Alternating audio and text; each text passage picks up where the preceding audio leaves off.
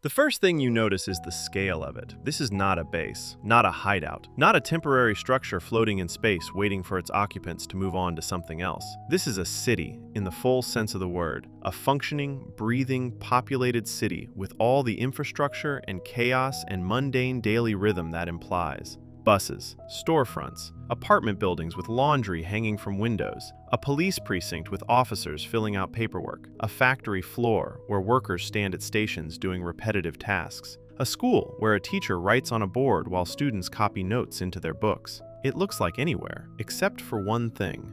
Every single face is the same. Every person walking to work is Rick Sanchez. Every child sitting in a classroom is Morty Smith. Every factory worker, every police officer, every commuter reading a folded newspaper on a crowded train, Rick Sanchez and Morty Smith, reproduced across thousands of bodies, living their lives inside a city that should not exist, that nobody outside of it entirely understands, that the show barely pauses to explain before dropping you inside it and trusting you to follow. This is the Citadel of Ricks. And the Ricklantis Mix-Up, Season 3, Episode 7, is the only episode in the show's entire run that actually takes you inside it and lets you stay. The only episode that slows down long enough to show you what daily life looks like in a place where every adult is a genius and every child is the emotional support system that genius requires to function. The only time the show lets the Citadel be something other than a backdrop.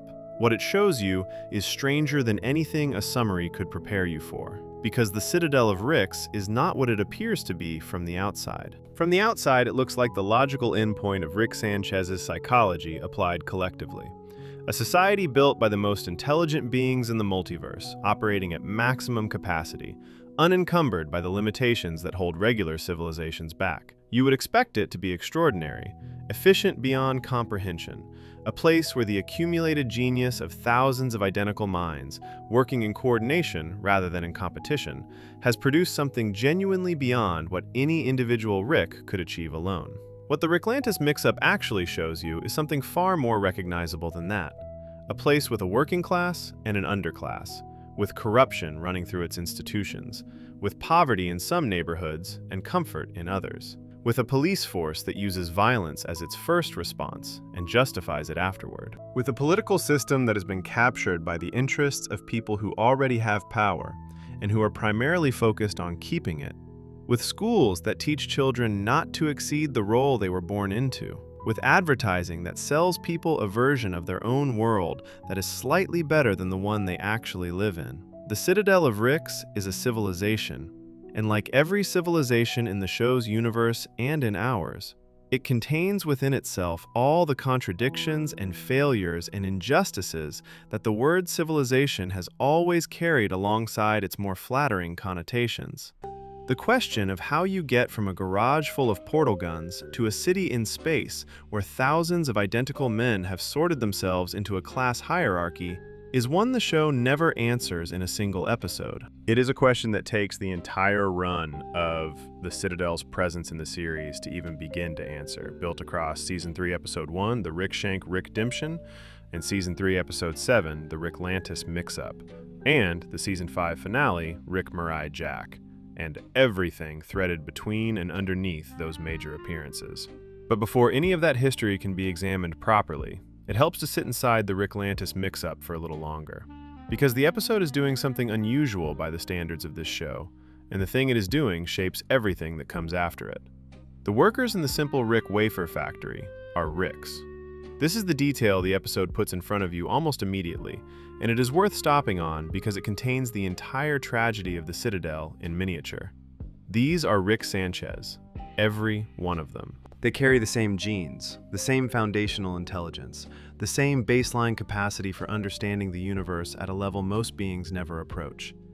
And they are standing on a factory floor, performing the same motion repeatedly, manufacturing cookies. How did Rick Sanchez end up on a cookie factory floor? The answer the episode eventually provides involves a concept called Ricklets, which are versions of Rick who, for one reason or another, never reached the full realization of their potential. Ricks who got stuck somewhere along the path, whose intelligence, for whatever reason, never translated into the kind of capability that Rick C-137 or the Ricks who sit on the Council of Ricks possess. Ricks who, within the hierarchy the Citadel has constructed, occupy the bottom. The episode does not linger on how this hierarchy was established, or who decided it was acceptable. It presents it as a fact of Citadel life, a structure that has been in place long enough that the Ricks working the factory floor have internalized it, have organized their lives around it, have, in some cases, stopped asking whether it should be different. This is the first and most revealing thing the Ricklantis mix-up shows you about the Citadel. Not that it is powerful, not that it is impressive in its scale or its technology, but that it has reproduced, inside a society built by and for Rick Sanchez, every form of social stratification and institutional failure that Rick Sanchez, in his home dimension, holds the rest of the universe in contempt for tolerating. Rick C-137 spends the entire show dismissing the structures and hierarchies and systems that regular civilization runs on. He finds them stupid. He finds them limiting. He finds the people who accept them without question to be missing something fundamental about how the universe actually works. He is, in his own self-assessment, someone who sees clearly enough to be above all of that. And then you look at what thousands of Ricks built when they got together, and you see a cookie factory, and you see a cop beating a Morty in an alley, and you see an advertisement promising workers something called the simple life, which turns out, when the episode unpacks it, to be a product literally built from the harvested emotional memories of a specific kind of Rick who was able to feel happiness in the ordinary moments of domestic life before the Citadel extracted that feeling and put it in a snack. The Citadel packaged one Rick's capacity for joy and sold it to all the Ricks who had lost theirs. That is the economy the show's smartest beings constructed. The politics of the Citadel are introduced quickly in the Ricklantis mix-up, but their implications take the full episode to develop. The episode follows several parallel storylines, each one tracking a different segment of Citadel society. A Rick cop and his Morty partner working the streets of a neighborhood the cop clearly finds beneath him.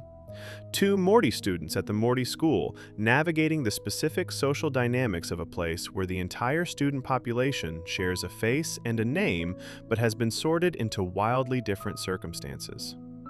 A group of Ricks who have been released from what the Citadel calls the Citadel prison, trying to figure out what their lives look like on the outside. And, woven through all of them, the story of a political campaign for the newly opened seat of President of the Citadel, a position that has never existed before that is being established in the aftermath of a significant disruption to the Citadel's previous power structure. The disruption is not explained within the Ricklantis mix-up itself. You need to go back to Season 3, Episode 1, The Rick Shank Rickdemption, to understand what happened to create the political vacuum the episode is navigating around. But the episode's politics work even if you do not know that history, because the thing they are really about is not the Citadel's specific circumstances. It is what happens when a political system, any political system, in any civilization, is populated entirely by people who are both intelligent enough to see exactly how the system works and personally invested in the outcomes it produces. The Ricks running for president of the Citadel know what the Citadel is. They built it. They run its institutions. They understand its economics and its class structure and its relationship to the broader multiverse. They are not naive. They are not uninformed. They are not deceived by the advertisements they produce. They are the people making the advertisements. The campaign scenes in the Ricklantis mix-up carry a specific, slightly nauseating quality precisely because of that knowledge. Watching Rick Sanchez produce political rhetoric designed to appeal to other Rick Sanchezes, knowing that all of them are smart enough to see through it, creates a particular kind of absurdity that sits right at the edge of comedy and something considerably more uncomfortable. The Ricks running for office know their audience is too smart to be fooled, so they do not try to fool them. They tell them something more effective. They tell them they are the only one who is not fooling them. The Morty school deserves its own sustained attention because it is where the Ricklantis mix-up does something the rest of the episode's storylines circle around but never quite land on directly.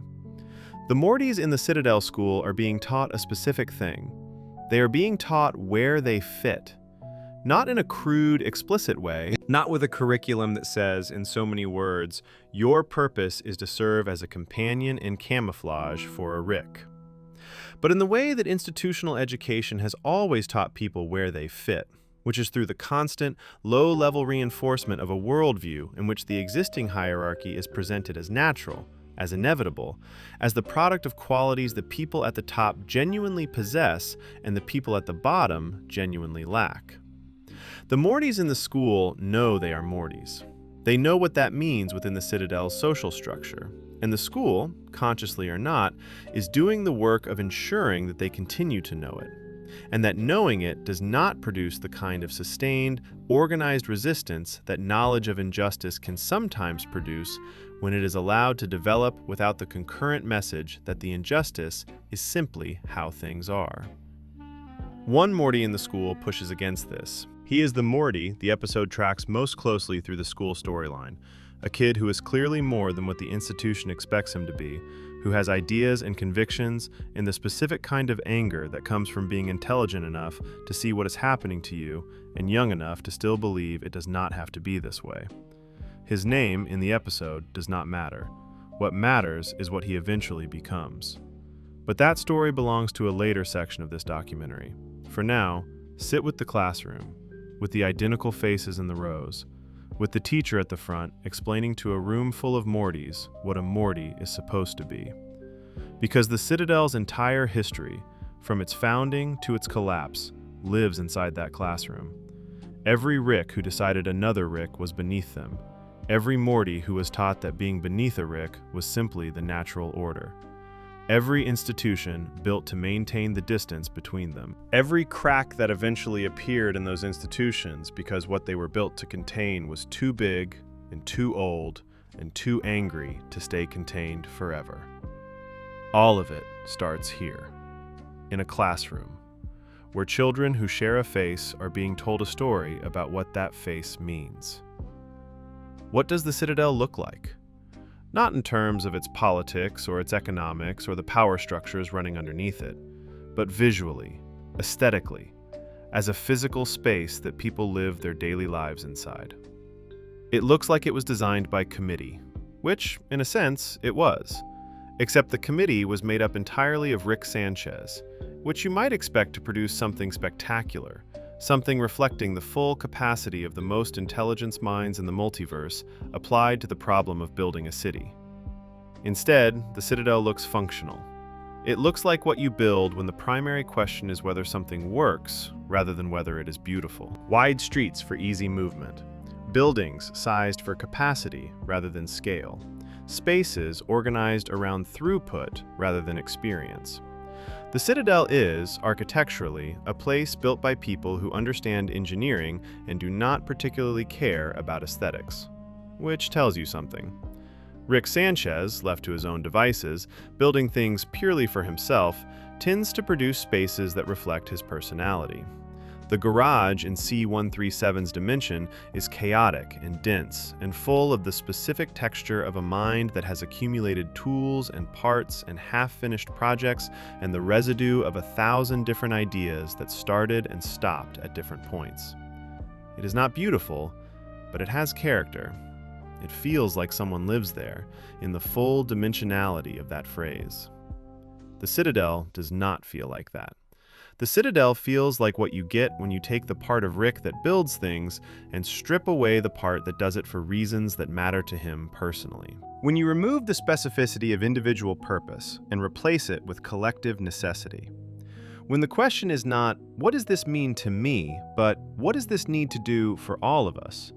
The result is a city that works and feels like nobody's home. This is the founding paradox of the Citadel. It was built by people capable of extraordinary things, and it produced something remarkably ordinary. Not because the Ricks who built it were not smart enough to do better, but because the act of building collectively, of building for a society rather than for yourself, required them to do something Rick Sanchez is not naturally equipped to do: compromise. The Citadel is a city full of compromises, made by people who find compromise philosophically offensive. And the tension between what it is and what every Rick who lives inside it believes they should be able to build is running underneath every scene in every episode the Citadel appears in. It is the tension that eventually breaks everything. But first, before understanding the breaking, you have to understand the building. You have to go back to before the Citadel was a city, back to when it was an idea, back to the first Ricks who looked at the multiverse and decided that the solution to being Rick Sanchez alone in a world that could not understand you was to find every other Rick Sanchez and build something with them. Back to the question of who actually started this and why and what they thought they were making. Because the Citadel did not appear fully formed. It was built, piece by piece, decision by decision, compromise by compromise, by people who believed they were building something that had never existed before, something worthy of what Rick Sanchez was. They were not entirely wrong, but they were not entirely right either. And the distance between those two things is the entire history of the Citadel of Ricks. Section 2. The Origins. Who built the Citadel and why? Before it was a city, it was a meeting. The show never gives you that meeting directly. There is no episode set at the founding of the Citadel, no scene showing the first Ricks arriving in the same place at the same time, and deciding together that what they were doing was worth doing. The origin exists in the negative space of the canon, implied by everything the Citadel became, rather than shown in the moment it began. But the canon gives you enough to reconstruct the shape of it. You need to start with the basic psychological reality of being Rick Sanchez in your home dimension. Rick Sanchez, any Rick Sanchez, is someone who experiences the world at a level the people around him cannot follow. His intelligence is not a social asset in the conventional sense. It does not make him easier to be around. It does not produce warm, collaborative relationships with his neighbors and colleagues and the broader community of people his life nominally connects him to. It produces the opposite. It produces a specific kind of isolation that is not chosen so much as structurally inevitable. The isolation of someone who processes reality faster and more completely than everyone else in the room, and has, after enough time, stopped being surprised by that gap. Most Ricks manage this isolation in their own way. Some build things, some drink, some travel, some build families, some destroy them. The coping strategies vary, but the underlying condition is constant. Rick Sanchez, in any dimension, is someone who has looked at the universe and understood it more completely than the people around him can, and has had to figure out what to do with that understanding without a real peer to share it with. The multiverse changed that. When the first Ricks discovered portal technology, when the first Rick, or earliest cluster of Ricks, developed the ability to move between dimensions, the implications were staggering in a way that went far beyond the obvious strategic and scientific benefits. The ability to move through the multiverse meant, for the first time, that Rick Sanchez did not have to be alone. Not alone in the sentimental sense, but alone in the specific, exhausting sense of being the only person around who can actually keep up. Somewhere in the infinite dimensions of the multiverse, there were other Ricks. Ricks who had developed the same base intelligence, who had reached the same conclusions about the universe, who had built the same tools and asked the same questions and arrived at the same complicated relationship with everyone around them who was not them. The multiverse, discovered, meant that Rick Sanchez had peers for the first time. And the first thing those peers wanted to do, once they found each other, was talk. The Council of Ricks is the Citadel's original governing structure, and it is the clearest available evidence for how the Citadel understood itself in its founding period. A council implies something specific about the political philosophy behind it. It implies that the people who designed it believed, at least initially, in some form of collective decision-making, that the governing structure of their society should be horizontal rather than vertical, that no single Rick should hold authority over all the others, because all Ricks are equally capable of understanding the issues at stake and equally entitled to a voice in their resolution. This is the founding political idea of the Citadel. Every Rick is a peer. The show, by the time it introduces you to the Council of Ricks in Season 2, Episode 10, The Wedding Squanchers, and more substantially in Season 3, Episode 1, The Rick Shank Rickdemption, presents a council that has drifted a very long way from that founding idea. The Council of Ricks the show actually depicts is a concentrated power structure operated by a small group of Ricks who have accumulated enough authority, resources, and institutional control to function less like a representative body and more like an oligarchy that has retained the language of collective governance while gutting the substance of it. But the founding idea matters because it tells you what the Ricks who built the Citadel thought they were building. They thought they were building a meritocracy. Not a meritocracy in the debased sense the word often gets used, where it simply means the people currently in power deserve to be because they won, but a genuine one, grounded in the sincere belief that a society composed entirely of the most intelligent beings in the multiverse, all of them operating from the same base capability, would naturally produce better outcomes than any civilization built by beings with less capacity. The logic is not entirely without foundation. If you take the premise seriously, a society of Ricks should be able to solve problems that regular civilizations cannot. Should be able to identify institutional failures before they entrench. Should be able to design systems that do not require the compromise of individual capability to function collectively. Should be able to build something that genuinely reflects the full potential of the minds behind it. The founding Ricks believed this.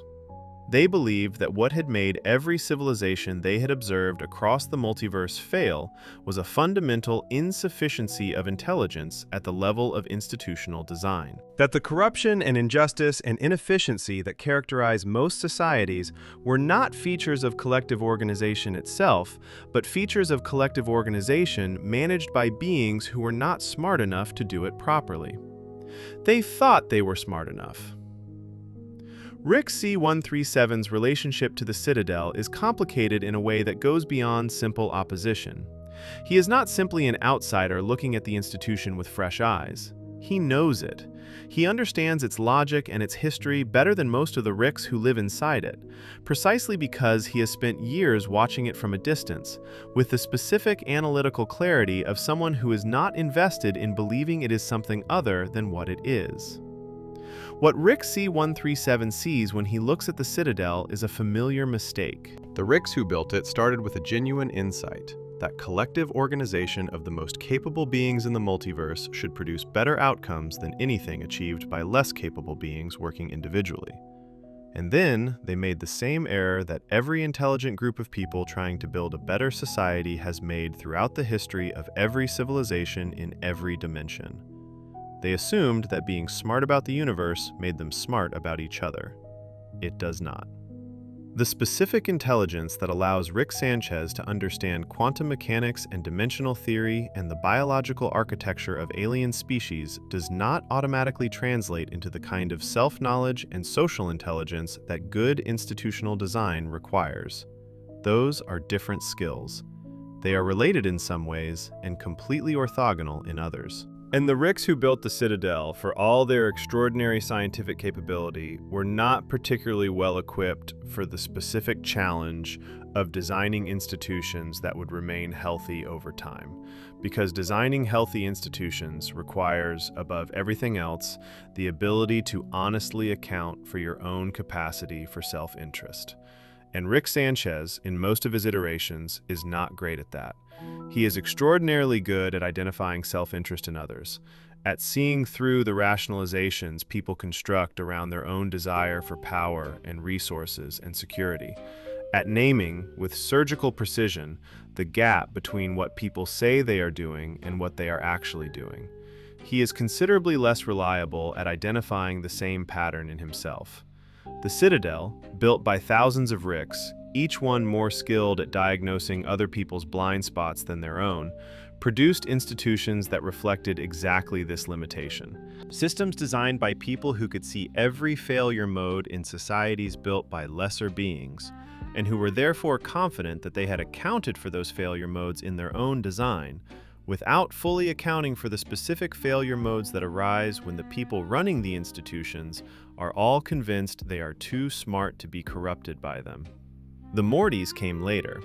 This is a detail the show implies rather than states explicitly, but it follows from the logic of what the Citadel was in its earliest form. The original gathering of Ricks was just that. Ricks. Scientists and fugitives and wanderers and eccentrics, all of them possessing portal technology, all of them capable of sustaining themselves across dimensional travel without requiring the specific emotional and navigational function that Morty Smith serves in Rick C-137's life. But as the Citadel expanded, as more Ricks arrived and the project of building a genuine civilization began to take shape, the practical realities of that project created a need for Mortys. The need is established early in the show's canon and developed across multiple episodes. Rick's brainwaves, specifically the genius-level output that makes him what he is, produce a detectable signature when measured by the kinds of tracking technology that the Galactic Federation and other multiversal powers use. The signature is distinctive and recognizable. A traveling Rick is, in technological terms, a visible Rick. Morty's brainwaves are different. They produce a signature that, when operating in proximity to Rick's output, creates a kind of interference pattern. The two frequencies together produce something that reads as noise rather than signal. A Rick traveling with a Morty is significantly harder to track than a Rick traveling alone. Mortys are, in the most reductive possible framing, camouflage. But they are also something else, something the show is more interested in, even if it introduces the camouflage function first. Mortys provide Rick with something he cannot generate from his own psychology, a connection to the ordinary, a relationship that requires him to be responsible for someone other than himself, an anchor to the human world and its emotional texture, which Rick, for all his contempt of it, requires contact with to maintain his own functional stability. This is never said outright in the Citadel's founding mythology, but it is present in the structure of the relationship that every Rick and Morty pair reproduces across the infinite dimensions. Ricks need Mortys for reasons that exceed the practical. The camouflage is real, but the dependency runs deeper than that. Which means when the Citadel formalized the Rick-Morty relationship into an institutional structure, giving Mortys a specific role and a specific status within the society being built, it was doing something that had emotional as well as operational dimensions. And the way it handled those dimensions tells you everything about the values embedded in its design. The Mortys who arrived at the Citadel, accompanying the Ricks who brought them, or finding their way there through other means, were incorporated into the Citadel's social structure in a specific way. They were given roles, not opportunities, not the full range of what the Citadel could theoretically offer someone living inside it. Roles. Defined functions within the existing structure, functions that served the Ricks who ran the institutions and the economy and the political system, and that offered Mortys the specific benefits that come from being useful to a society rather than being a full participant in it. Housing, food, safety of a kind, the material conditions of a life that is sustainable if not expansive, in exchange for being, in various ways, in the service of the Rick-centric structure the Citadel had built.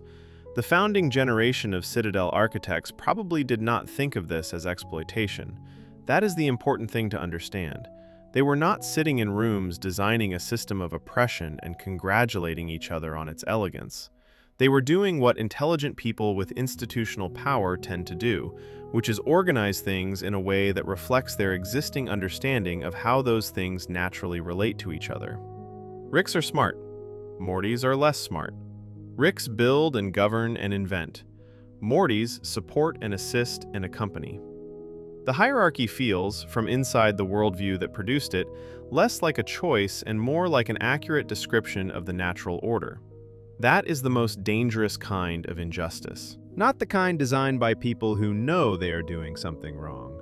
The kind designed by people who are absolutely certain they are doing something right. The Citadel's treatment of Mortys was not designed in bad faith. It was designed by Ricks, who genuinely believed they understood where Mortys fit. The problem is that they designed it without asking the Mortys. There is one more element of the Citadel's origin that the show makes visible only gradually, across multiple seasons, and that only becomes fully legible when you hold all the pieces together at once. The Citadel was built partly out of fear.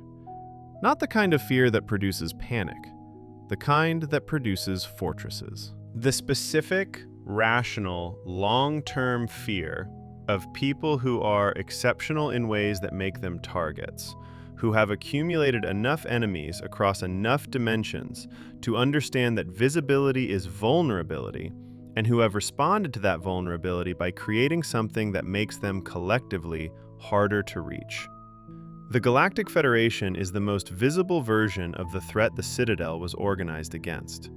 The Federation, which operates as the multiverse's dominant political and military power across the show's canon, represents everything the founding Ricks wanted to build outside of: a top-down authority structure, a civilization that operates by restricting and regulating the things that make Rick Sanchez what he is, an institution with the resources and the reach to pursue a Rick across dimensions if it decided to. The Council of Ricks, whatever its other functions and failures, was initially also a mutual defense arrangement, a way of pooling the collective power of thousands of Ricks to create something that the Galactic Federation could not simply absorb or eliminate. A way of saying, you can pursue one Rick across dimensions, but can you pursue all of us? The answer, for long enough to matter, was no. The Citadel's founding was therefore not purely idealistic. It was practical, strategic, the product of beings who understood that exceptional capability, without collective protection, was simply a target. The tragedy of this is not that they were wrong about the threat. The tragedy is what happened to the institution they built to respond to it. Because institutions built for protection tend to develop interests of their own, tend to become, over time, as much about preserving themselves as about protecting the people they were originally designed to serve. Tend to produce leadership classes whose primary motivation gradually shifts from the founding purpose toward the maintenance of their own position within the structure the founding purpose created. The Citadel of Ricks, built to protect Rick Sanchez from the things that wanted to control him, eventually became one of the things that wanted to control him. It just used different language than the Galactic Federation. It called it home. Section 3. How the Citadel worked.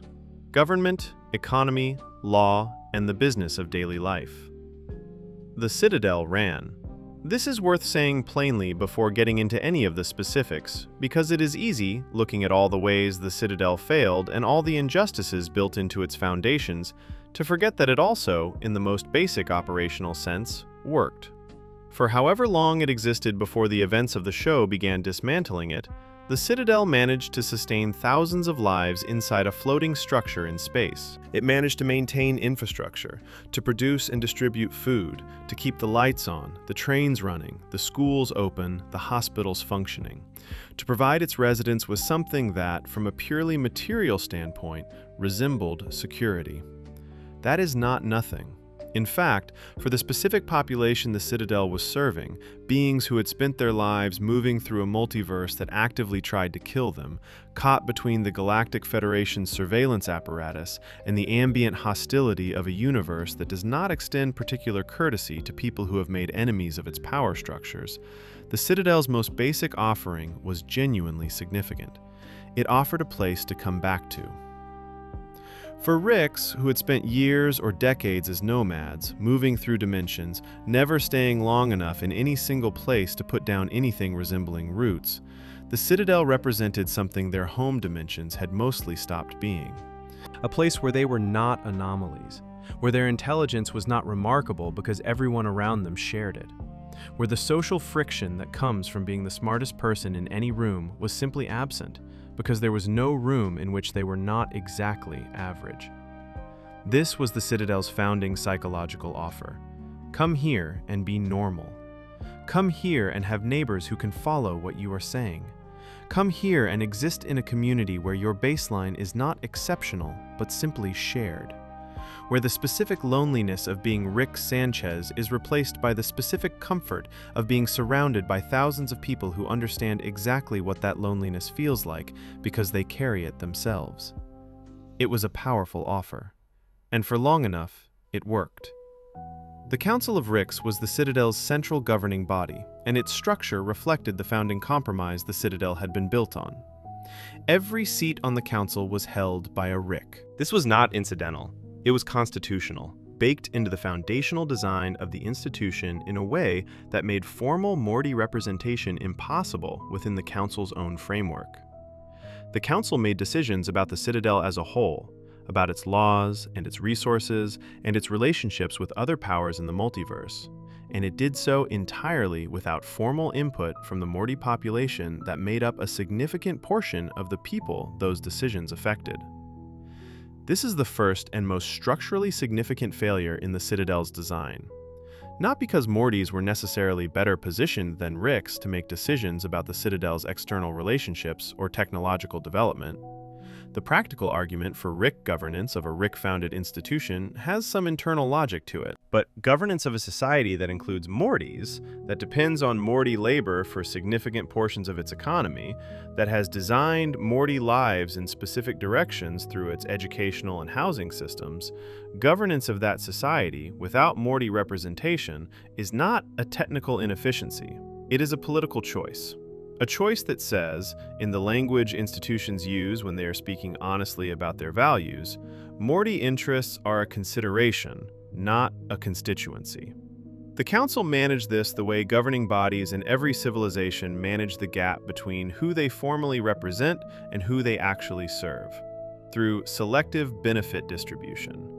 Through the maintenance of material conditions just adequate enough to prevent the kind of organized, sustained resistance that genuine desperation produces. Through the production of an institutional culture, reinforced by the schools and the media and the social assumptions of daily life, in which the existing hierarchy is presented as natural and its alternatives are presented as either impractical or dangerous, and, when necessary, through the police. The Citadel had law enforcement. This is, when you stop and hold it in your mind for a moment, a remarkable fact. The Citadel had law enforcement staffed by Rick Sanchez's enforcing laws made by Rick Sanchez's on a population that included significant numbers of Rick Sanchez's who had decided the laws were not worth following. The specific comedy potential here is obvious. Rick Sanchez arresting Rick Sanchez for violations of rules designed by Rick Sanchez. The logical paradoxes practically write themselves. But the Ricklantis mix-up does not treat this as primarily comic. It treats it as primarily revealing. The Rick cop in the episode is not played for laughs. He is played with a specific, recognizable texture that the show's writers are drawing from something real. He is a person who has found, within the Citadel's institutional structure, a role that gives him something he wanted: authority. The daily experience of being the person in the room whose instructions are followed. A uniform that communicates status in a world where status is otherwise difficult to establish because everyone around you has the same baseline intelligence you do. He uses that authority the way people use authority they found rather than earned, casually, without much reflection about whether the situations he encounters actually require what he applies to them. The Rick cop's Morty partner is the episode's most careful piece of character work in the law enforcement storyline, because his function is to be the conscience the Rick cop has organized out of his daily operations. He notices the things his partner has decided not to notice. He responds to situations in the way someone responds when they have not yet learned to process injustice as normalcy. He is, in the language of the institution he works within, a junior partner. In the language of basic human perception, he is simply someone who still sees clearly. The arc of their storyline in the Ricklantis mix-up is not long, but what it shows you about how the Citadel's law enforcement actually functioned is dense with implication. It shows you a system in which the people with enforcement authority have developed, through the daily practice of that authority, a specific relationship with the communities they police that is less about protection and more about management. in which the official justification for any given action is available and rehearsed and largely disconnected from the actual motivation. In which the Morty partner's visible discomfort is treated by the Rick as a developmental stage he will eventually grow out of, rather than a moral response to something that warrants a moral response.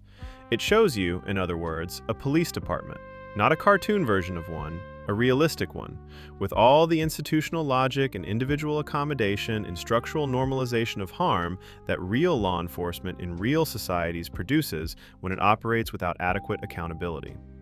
The Citadel's Ricks built a police department that behaved like police departments behave, which is to say, like the people inside it had interests of their own that were not always identical to the interests of the people they were supposed to be serving. The Citadel's economy was built around several interlocking systems, and the simple Rick wafer factory is the show's most concentrated image of how those systems actually operated. At the most basic level, the Citadel's economy was a manufacturing economy. It produced things: food, equipment, portal technology components, the various goods that a floating city in space requires to sustain thousands of lives. These things were produced in facilities like the Simple Rick factory, by workers who were paid in the currency of continued participation in the Citadel's material security. Housing, food, the ordinary necessities that make life sustainable rather than merely possible. The workers were not slaves in the explicit legal sense the term implies. They were compensated. They had, within the Citadel's framework, rights. They could not simply be disposed of. The institution around them was not designed to make them suffer.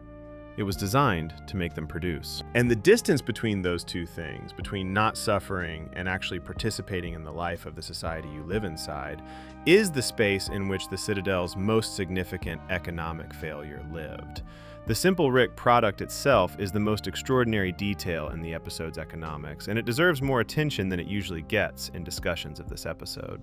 Simple Rick is a wafer marketed to the Ricks of the Citadel on the promise that it will allow them to experience something they have, in most cases, spent their lives moving away from: the feeling of simple contentment, of finding meaning in the ordinary, of sitting in a specific moment surrounded by specific people and feeling that the moment is enough, that the life being lived is enough.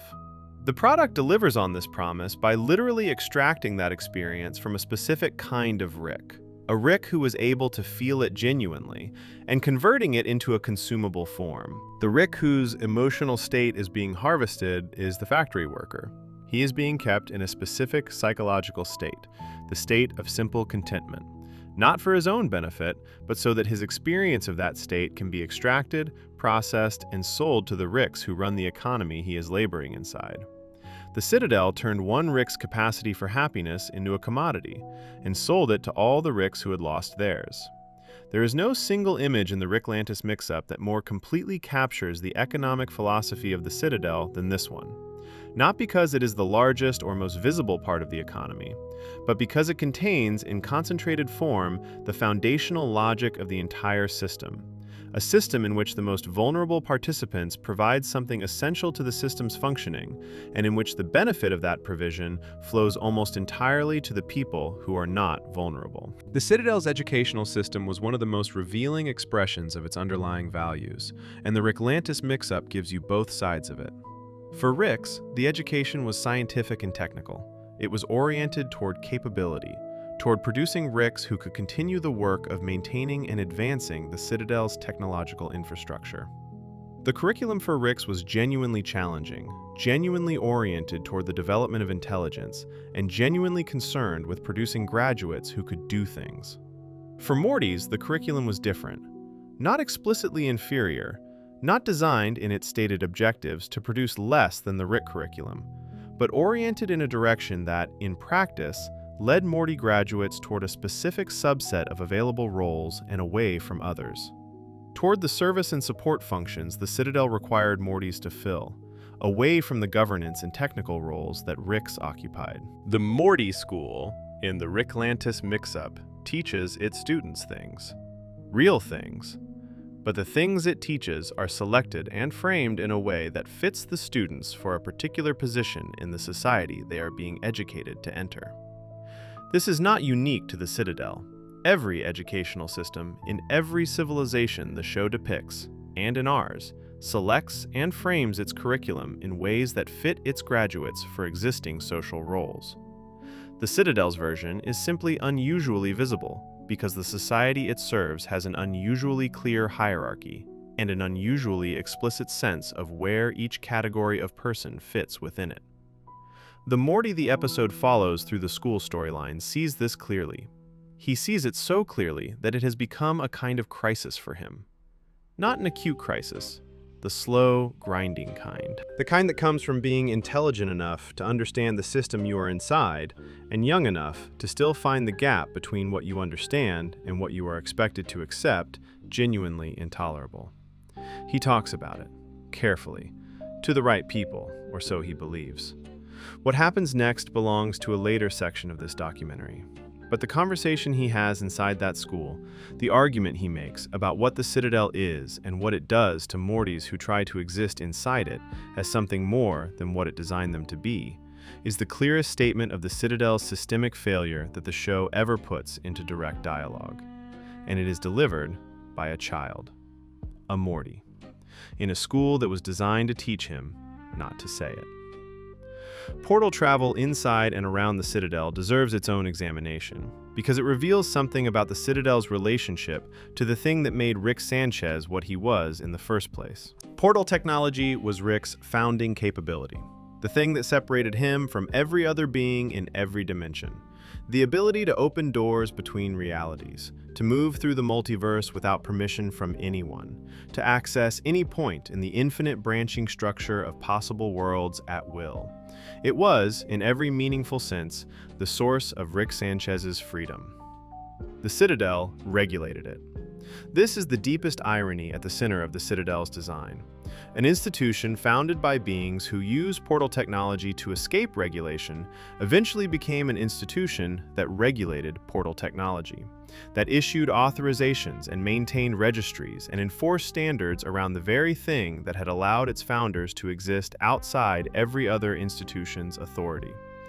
The regulation was justified, as most regulation of fundamental capabilities is justified, on practical grounds. Uncontrolled portal travel from a population of thousands of Ricks and Mortys, all operating independently, would have produced chaos, tracking problems, security vulnerabilities, the exposure of the Citadel's location and population to the Galactic Federation and other hostile powers. The regulation was not irrational, but it was also a form of control. Control exercised by the institution over the individuals inside it. Control that determined, in practical terms, who could go where and when and under what authorization. Control that gave the Council of Ricks the ability to manage which Ricks had access to the full freedom of the multiverse and which ones found that freedom constrained by the bureaucratic machinery of the institution they had joined. For the Ricks at the top of the Citadel's hierarchy, the regulation was mostly frictionless. Their authorizations were in order. Their movements were largely unrestricted. For the Ricks at the bottom, the factory workers and the unemployed and the ones living in the neighborhoods where maintenance requests took longer to be answered, the regulation was a much more present reality. Portal restrictions were, in practice, another dimension of the Citadel's class structure. Another way the institution's benefits concentrated at the top and its constraints accumulated at the bottom. The thing Rick Sanchez valued most was the thing the Citadel was most careful about distributing unequally: freedom. Daily life in the Citadel, for the majority of its residents, was characterized by something the show captures in small details rather than large, dramatic statements. It was characterized by the particular texture of a life that is sustainable but not expansive, that provides what is needed but not what was hoped for. That places you inside a community and somehow makes you feel more isolated for it, because the community is made of people who share your face and your foundational intelligence and your specific understanding of what the universe is and what you are capable of within it. And knowing all of that is true about the people around you makes the gap between what you all are and what the institution around you allows you to be feel larger rather than smaller. The Ricks of the Citadel's lower strata were not suffering in the acute, visible sense. They were suffering in the way people suffer when they have been successfully managed, when the institution around them has calibrated their conditions carefully enough that the energy for resistance is mostly consumed by the basic requirements of daily life. when the gap between what they could be and what they are is real and visible to them, but not quite urgent enough in any given day to demand a response. The Citadel was very good at this calibration, good enough that it had maintained it for long enough to feel permanent. Long enough that most of the Ricks and Mortys living inside it had stopped experiencing the calibration as a thing being done to them, and started experiencing it as simply the way things were. This is the most stable form a system of managed inequality can reach. Not when the people inside it are happy, but when the people inside it are tired. The Citadel of Ricks reached that stability, and then something happened to disturb it.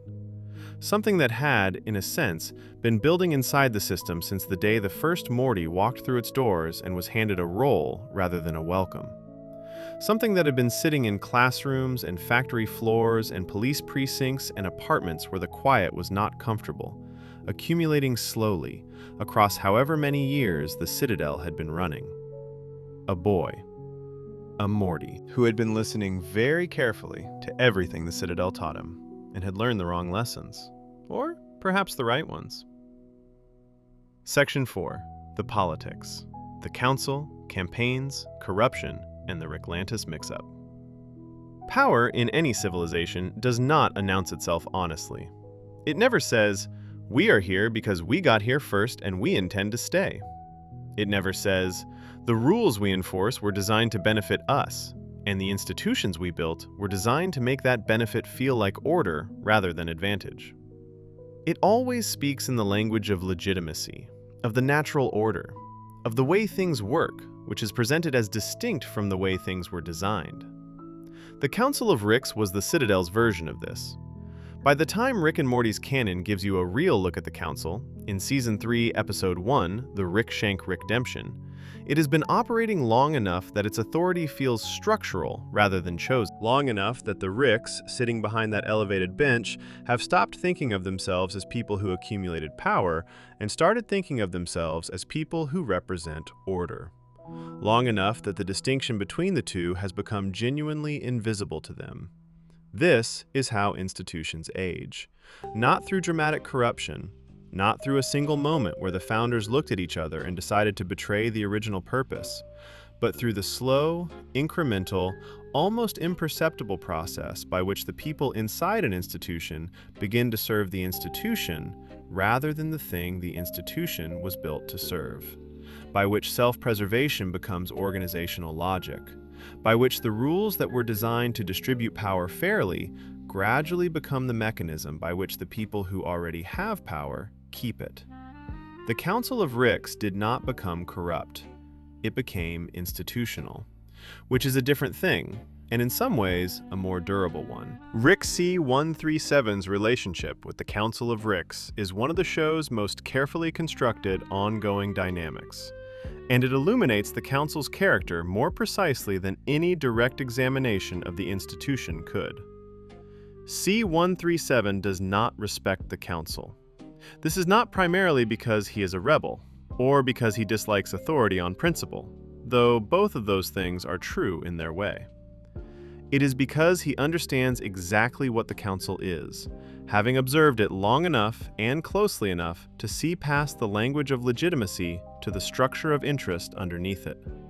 He knows what the Council is for, not what it says it is for, but what it actually does, who it actually serves, what choices it actually makes when the stated purpose of protecting Ricks conflicts with the actual purpose of preserving the power of the specific Ricks who sit behind the bench. The Council's treatment of C-137 in the Rick-Shank-Rick-Demption is instructive precisely because of how it handles the gap between those two purposes. C-137 has spent years operating independently of the Citadel, not openly in opposition to it, but outside its authority, going where he wants, doing what he wants, maintaining his portal technology without Citadel authorization, living a life that is explicitly structured to avoid the kind of institutional dependence the Citadel was designed to produce in its residents. He is, from the Council's perspective, a problem. Not primarily because of anything specific he has done, but because his existence as a functioning, capable Rick outside the Citadel's authority structure is an argument. An ongoing, visible argument that the Citadel is optional. that Rick Sanchez can be Rick Sanchez without it. The council cannot allow that argument to be too visible, not because it is false, but because if enough Ricks found it persuasive, the Citadel's authority would depend on something other than institutional inertia and material dependence. It would have to depend on genuine consent. And genuine consent requires giving people a real choice, which requires acknowledging that alternatives exist, which the council was not prepared to do. The election at the center of the Ricklantis mix-up is the show's most sustained examination of how the Citadel's political system actually functioned. And what it shows you is a system in an unusual moment, a transitional moment. The Council of Ricks, which had held concentrated executive and legislative authority within the Citadel since its founding, had been destabilized. The specific events that caused the destabilization belong to the Citadel's confrontation with Rick C-137, and they left a power vacuum that the Citadel's political class was now attempting to fill through the new mechanism of a presidential election. This was, on paper, a reform, a democratization, the replacement of an unelected council with an elected executive, a shift from oligarchy toward something closer to popular governance. The kind of structural change that, in the language of political reform, represents progress. In practice, it was an opportunity, and the Ricks who understood how political opportunities work moved quickly to take advantage of it. The episode tracks multiple candidates, but the one it follows most closely is Simple Rick. Not the factory worker the Simple Rick wafer is named after, but a candidate who has organized his campaign around the rhetoric of authenticity, of being, in contrast to the political establishment the election is supposed to displace, a Rick who actually understands what ordinary Citadel life feels like, who has not been insulated by power and resource from the daily reality of existing inside the institution the council built. It is a familiar campaign. The emotional logic of the populist candidate, the one who presents themselves as outside the system while operating entirely within it, is recognizable across every civilization in any dimension that has ever developed a political class and then developed a separate class of people who campaign against the political class while seeking to join it. Simple Rick's campaign is not dishonest in the way that term is usually applied to politicians. He genuinely believes, probably, that he is different from the candidates the establishment would prefer. He genuinely feels, probably, that his outsider status is real and meaningful rather than a campaign posture. What he does not fully account for is that the Citadel's political system, like every political system that is calcified around specific interests, is not primarily changed by the character of the people who win elections. It is maintained by the structure within which those people operate after winning. The structure remains. The faces change. The Ricks released from Citadel prison in the Ricklantis mix-up represent a specific and under-examined part of the Citadel's political economy. The Citadel had a prison. Again, this is a detail worth pausing on. The Citadel had a carceral system, a set of institutions designed to remove from the general population those Ricks and Mortys who had violated the Citadel's laws, and to hold them for periods determined by the same legal system that had produced the laws they violated. A prison staffed by Citadel personnel, operated according to Citadel procedures, feeding back into the Citadel's social order when its residents were eventually released. The Ricks in the bar are not sympathetic figures in a simple sense. The show does not ask you to read them as victims of an unjust system and nothing more. Their plan, as it develops across the episode, is genuinely dangerous and genuinely harmful to people who are not responsible for whatever put them inside the prison in the first place. But they are also the product of something. The Citadel's prison, like every carceral institution in every civilization the show has ever depicted, was not primarily oriented toward rehabilitation. It was oriented toward removal, toward taking people who had demonstrated they would not conform to the existing order and placing them somewhere that prevented that nonconformity from affecting the people who had conformed. What it produced, when it released its residents, was people who had spent however long they spent inside it with no meaningful preparation for the life they were returning to, and with the specific, hardening effect that institutional confinement tends to produce in people who were already operating outside conventional social norms before they went in. The Ricks in the bar are angry. They were angry before the prison. The prison organized and concentrated the anger, and now they are out, moving through a citadel that has not changed the conditions that produced their original choices, looking for a way to impose on the world around them something that feels, however briefly, like control. Their eventual actions in the Ricklantis mix-up are not a political statement in any organized sense. They are not revolutionaries. They are not attempting to change the system. They are attempting to feel, inside the system, like something other than what the system has decided they are. This is the Citadel's failure producing its most immediate and visible consequences, not through organized resistance, through desperation wearing the clothes of agency. The political corruption at the center of the Ricklantis mix-up is not the dramatic, revealed in a single moment kind. It is the systemic kind, which is both more boring and more damaging. The Citadel's political system was built to produce certain outcomes. Outcomes that maintain the basic structure of who had access to resources and authority and freedom of movement, even as the specific faces holding those things shifted across elections. The system was not designed to be unfair in any single identifiable moment.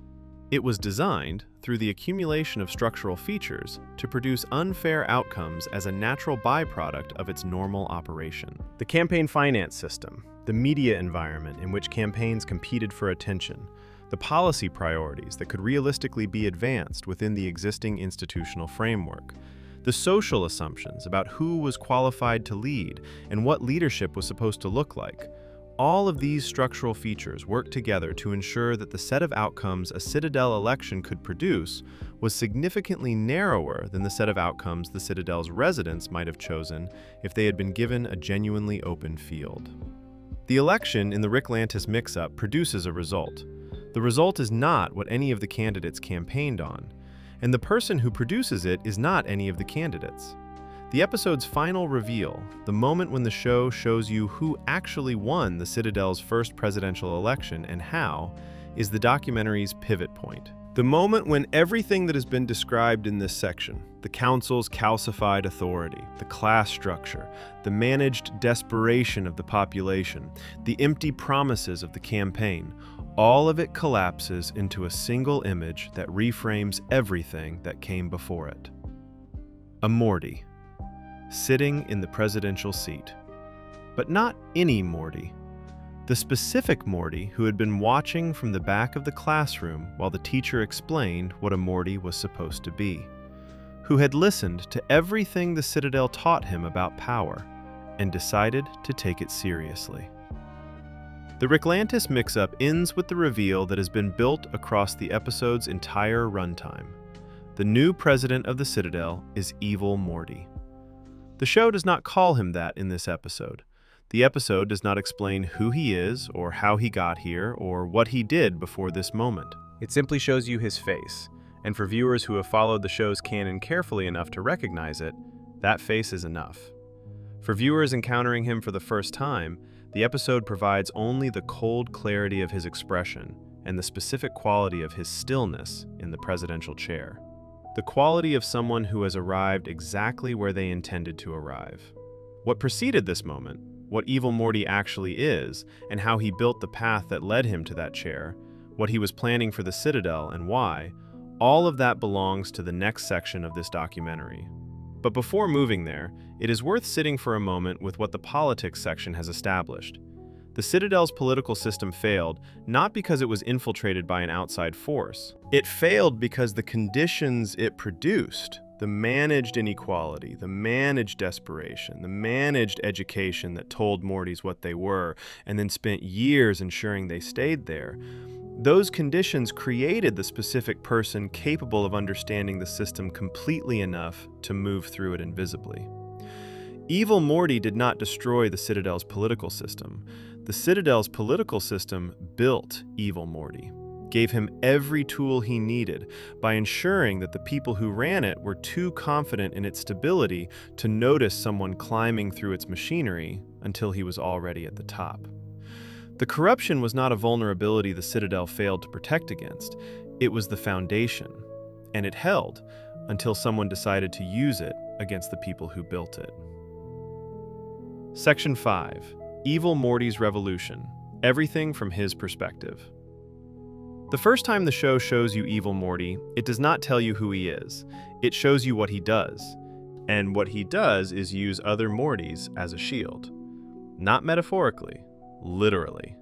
He has built a facility in which Mortys are connected to a network, their brainwave signatures broadcast outward in a pattern designed to mask his own presence from the tracking technology that the Citadel and the Galactic Federation use to locate Ricks.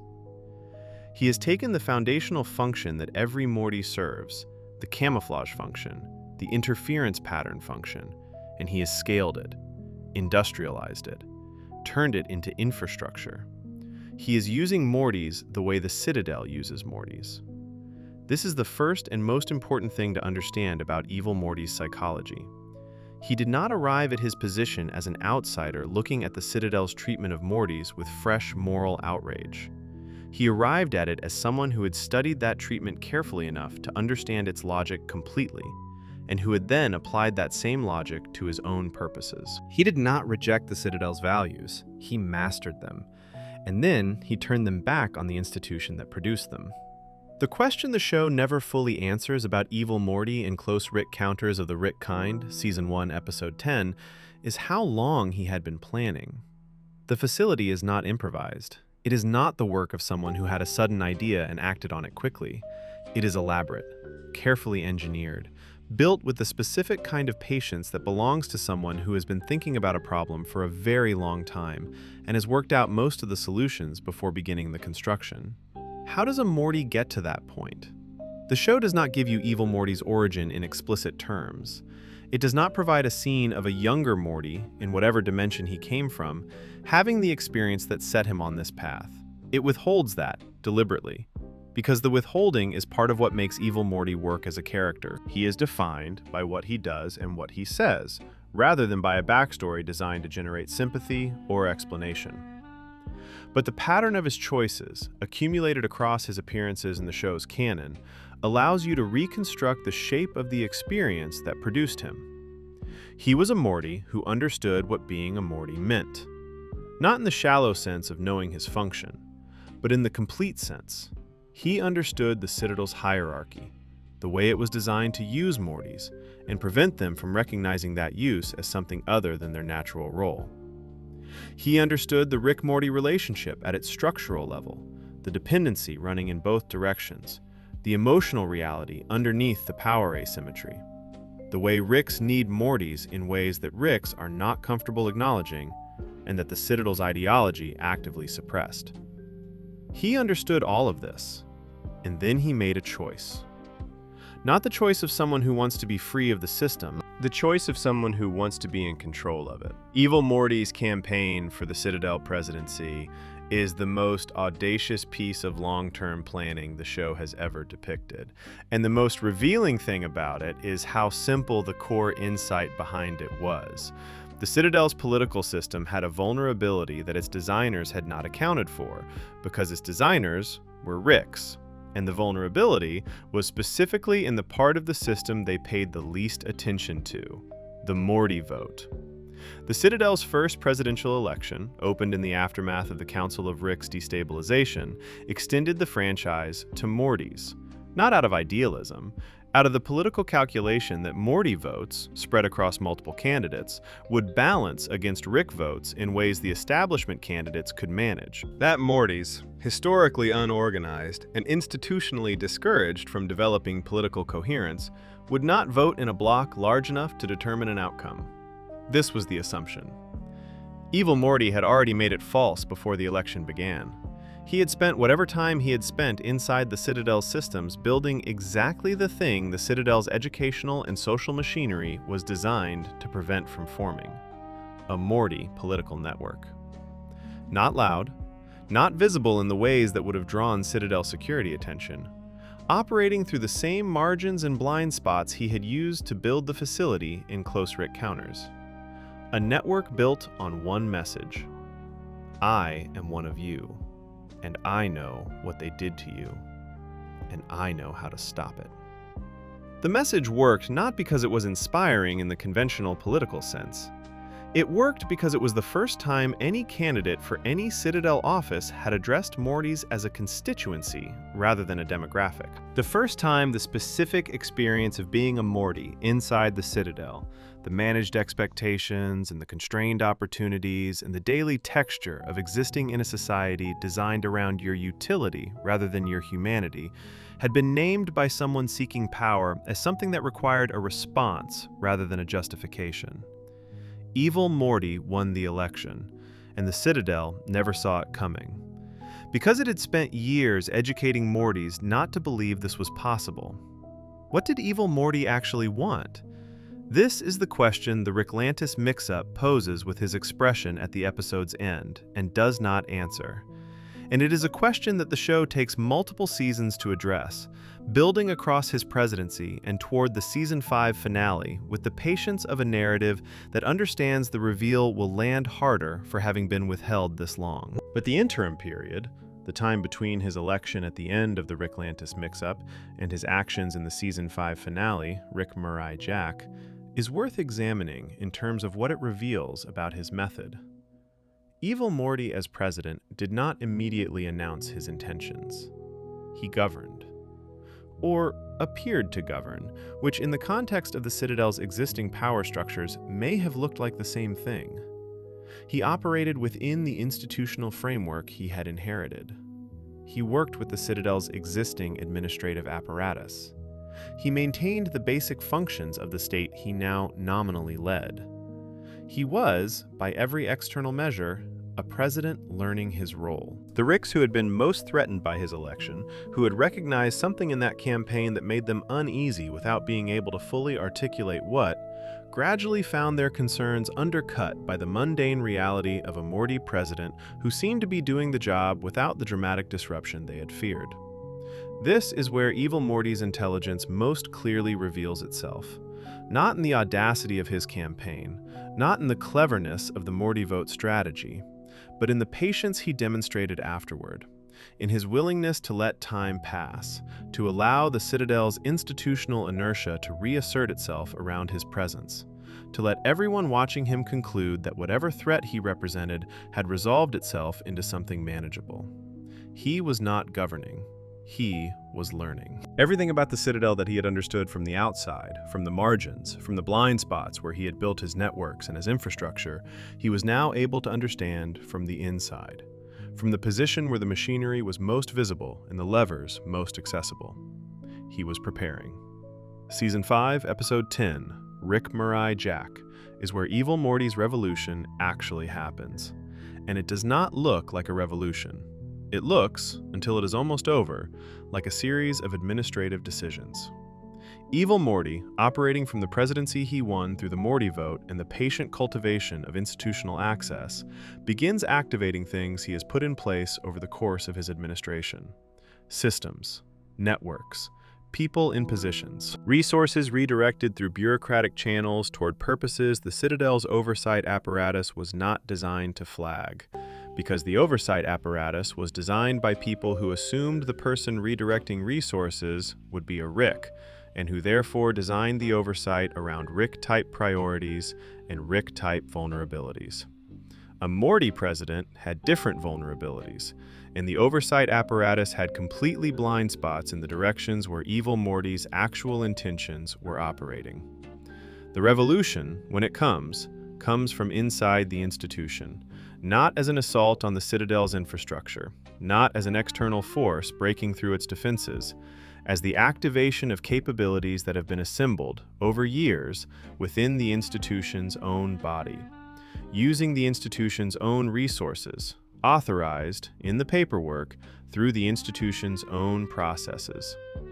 Evil Morty did not break into the Citadel's systems, he used them. Every Rick who ever dismissed a Morty's capability, every school that taught a Morty what their ceiling was, every factory that extracted a Rick's capacity for happiness and sold it back to the people who had taken it, every oversight system designed around the assumption that the primary threat was always going to come from a Rick, all of it contributed to the blind spot that Evil Morty built his revolution inside.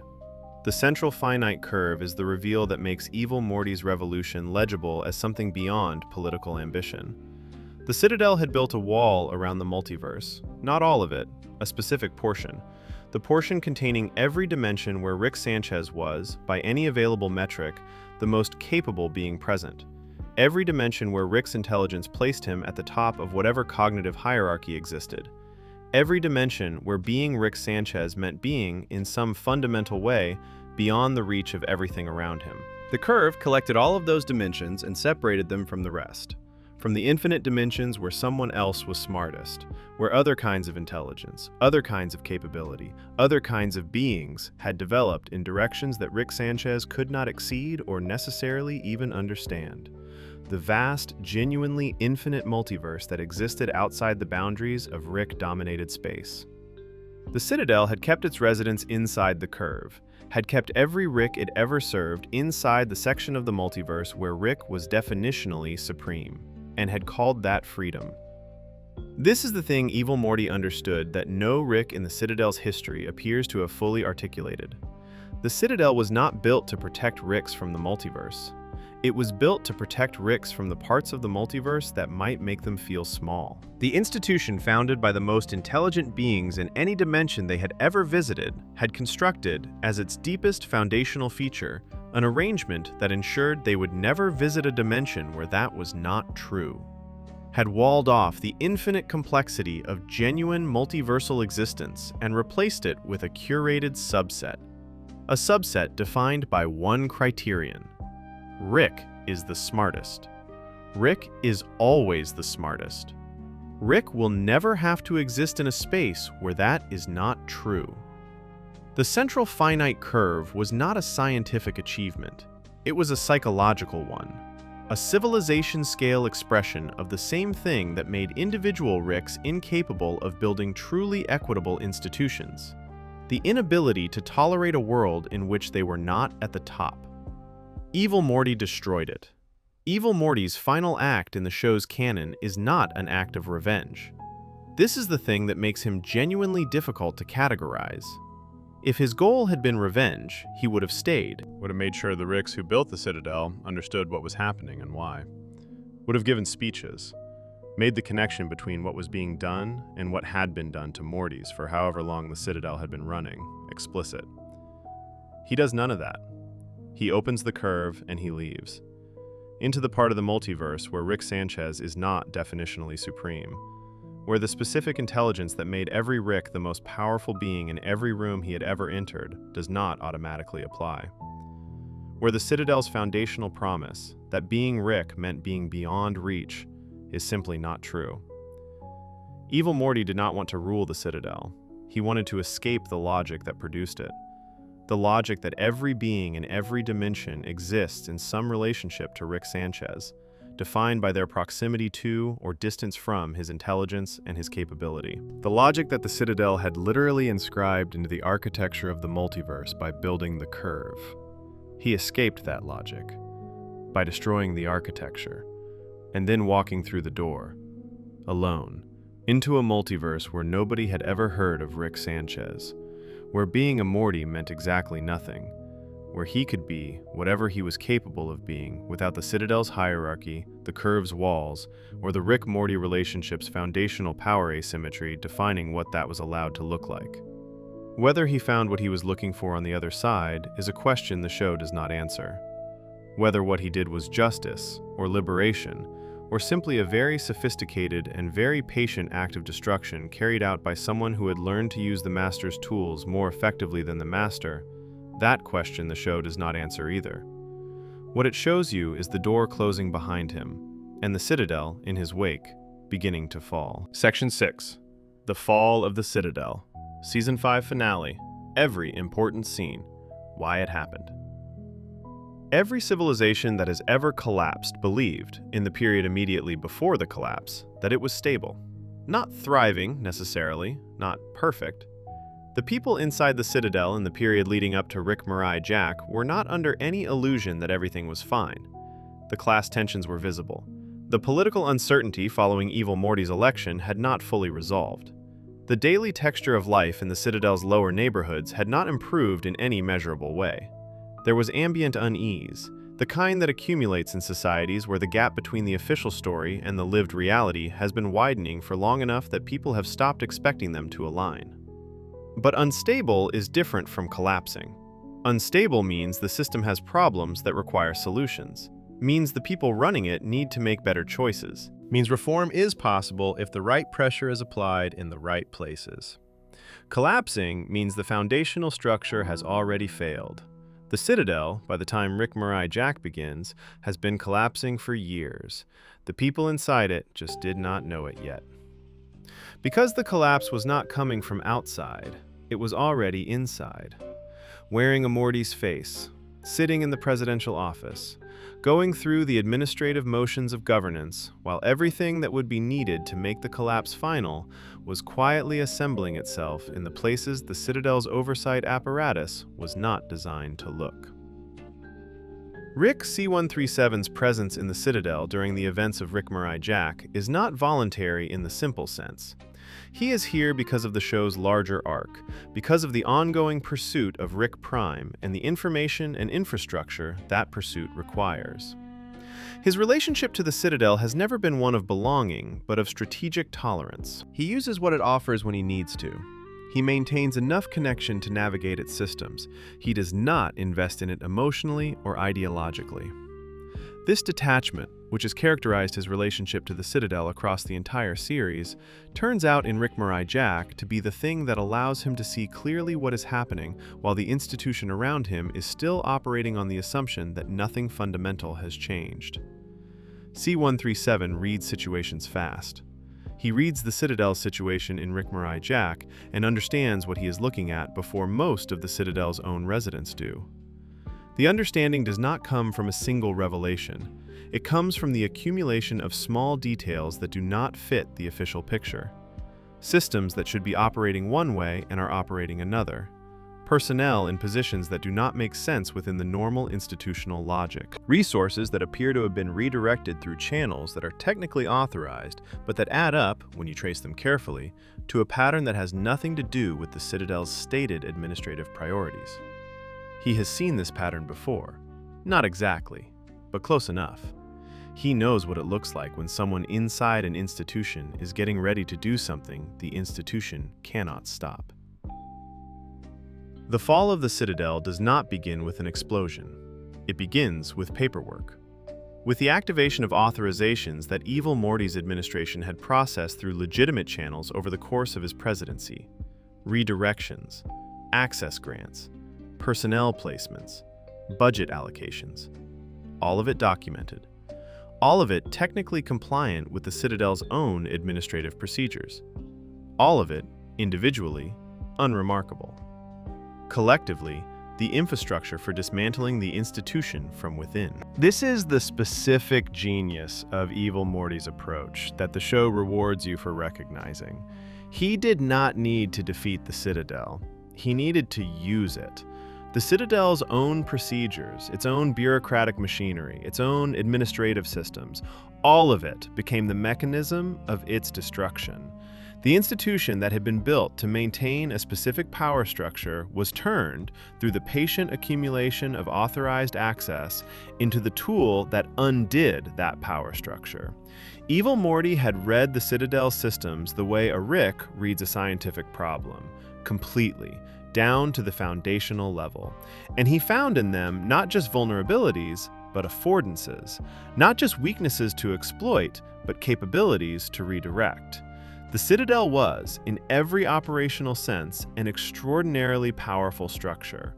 Enormous resources, significant military capability, access to technology that most of the multiverse could not approach. The problem, from the perspective of the people who built it, was that all of that capability was oriented toward specific purposes.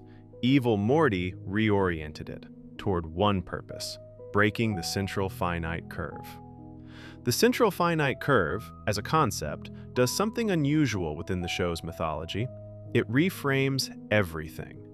Everything the show has presented about the multiverse, the infinite dimensions, the infinite possibilities, the sense that Rick's portal gun opens onto a genuinely unlimited space of existence, all of it was, the show now reveals, curated, bounded. The apparent infinity of Rick's multiversal access was never actually infinite. It was the infinity of a very large room. A room whose walls had been built by the Citadel to ensure that the space inside it remained one in which Rick Sanchez was always the most capable being present. The curve was the Citadel's most fundamental act of power. Not its laws, not its police force, not its educational system or its economic structure or its prison. Those were expressions of power, instruments of it, the ways that power manifested in daily life. The curve was the power itself, the ability to define the boundaries of the multiverse that Rick's experienced, to determine which dimensions were accessible and which were not, to wall off the parts of genuine multiversal existence that might have challenged the foundational assumption on which the entire Citadel was built, the assumption that Rick is supreme. The curve protected that assumption by ensuring it was always true. In every dimension inside the curve, Rick was the smartest. In every room inside the curve, Rick's intelligence was unmatched. The Citadel's residents moved through a curated multiverse and experienced it as a natural fact that Rick's capability exceeded everything around him. Because the curve made it so. Because the dimensions where that was not true were on the other side of a wall that the Citadel had built and maintained and never told its residents was there. Evil Morty understood what this meant, not just politically, psychologically. The Citadel had not only oppressed Mortys within its walls, it had constructed an entire reality in which the oppression felt inevitable, in which the hierarchy between Rick and Morty was not just maintained by institutions, but written into the apparent structure of existence itself. Rick is supreme, everywhere, always, because we built a wall to make sure everywhere always meant a place where that was true. Destroying the curve was not just a political act, it was a philosophical one. It was Evil Morty saying, "What you call the natural order is a construction. What you call inevitable is a choice, and I am ending the choice." The Citadel's response to Evil Morty's plan activating was exactly what you would expect from an institution confronting a threat it did not know how to categorize. Disorganized. Not incompetent in the individual sense, the Ricks attempting to respond were genuinely capable, genuinely intelligent, genuinely motivated to stop what was happening. But motivation and intelligence are not enough when the problem you are trying to solve was built inside your own systems. When the threat is not coming from a direction you can orient defenses toward. When the infrastructure you are trying to use to respond is itself part of what is being used against you. The Ricks who tried to stop Evil Morty and Rick Mirai Jack were not slow or stupid. They were simply too late. The plan had been running for too long. The access had been accumulated through too many legitimate channels. The personnel had been placed in too many critical positions. By the time the Citadel's security apparatus recognized what it was looking at, the moment for interception had already passed. The Central Finite Curve comes down, and the Citadel, structurally, does not survive it. Not because the physical destruction of the curve destroys the physical structure of the Citadel. The Citadel is still there in the immediate aftermath, still floating in space, still containing its buildings and its streets and its factories and its schools, still physically intact in the sense of having walls and floors and functioning infrastructure. But the curve was not just a boundary around the multiverse. It was the foundational premise of the institution it surrounded. The Citadel existed to serve, protect, and perpetuate Rick Sanchez's supremacy within the multiverse. That was its reason for being, its organizing principle. The thing that made every other feature of it, its laws, its economy, its social structure, legible as part of a coherent project rather than an arbitrary collection of systems. When the curve came down, the premise dissolved. The Citadel was no longer protecting anything it was built to protect, because what it was built to protect was the experience of existing in a multiverse where Rick was always supreme, and that experience no longer applied. The dimensions beyond the curve were accessible now. The beings in those dimensions, whatever they were, whatever intelligence they possessed, whatever capabilities they had developed in the absence of Rick Sanchez, were now part of the multiversal reality that every Rick with a portal gun could reach. The Citadel's foundational promise was broken, not by an attack, by a door being opened. Evil Morty leaves. This is the ending the show gives his arc in Rick, Morty, Jack, and it is the right one. Because the alternative, a confrontation, a speech, a moment of acknowledged triumph, would have made him into something he is not. He is not a revolutionary who wanted to be seen. He is not a leader who wanted followers.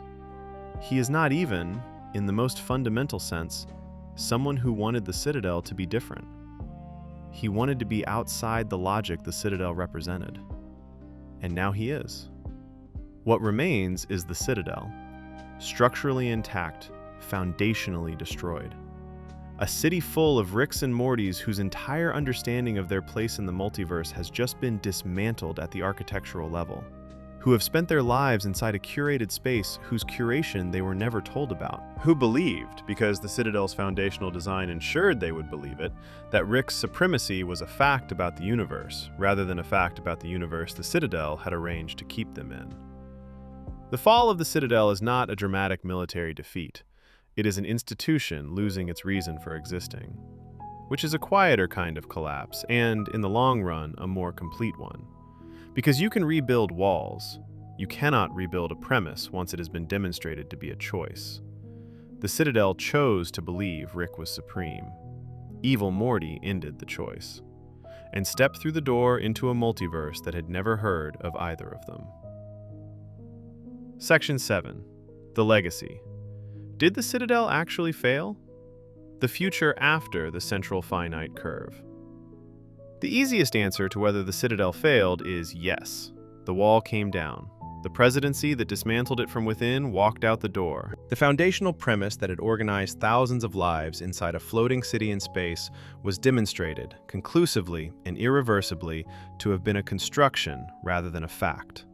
By any conventional measure of institutional survival, the Citadel did not make it. But the easiest answer is rarely the complete one, because the Citadel's legacy is not contained in the structure that remains after Rick, Morty, Jack. It is not even contained in the Central Finite Curve that Evil Morty destroyed. The Citadel's legacy lives in the two characters the show has spent 7 seasons building, and in what those characters carry forward from the institution's existence into whatever the multiverse looks like now that its boundaries have changed.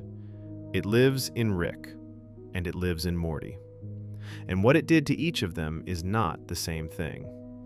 Rick C-137's relationship to the Citadel was never one of belonging. He made that clear across every season the institution appeared in. He did not share its foundational assumptions about what Rick Sanchez was supposed to be or what the multiverse was supposed to be organized around. He found its political class contemptible, and its treatment of Mortys something he had opinions about that he rarely articulated, but that shaped his behavior in ways the show made visible. He was not sad when it fell. But the Citadel's existence had provided something even to the Ricks who despised it. A reference point, a structure against which C-137's own choices made sense. He was not the Rick who joined the Citadel. He was not the Rick who accepted the Council's authority. He was not the Rick who lived inside the curated multiverse and accepted that curation as a natural feature of existence.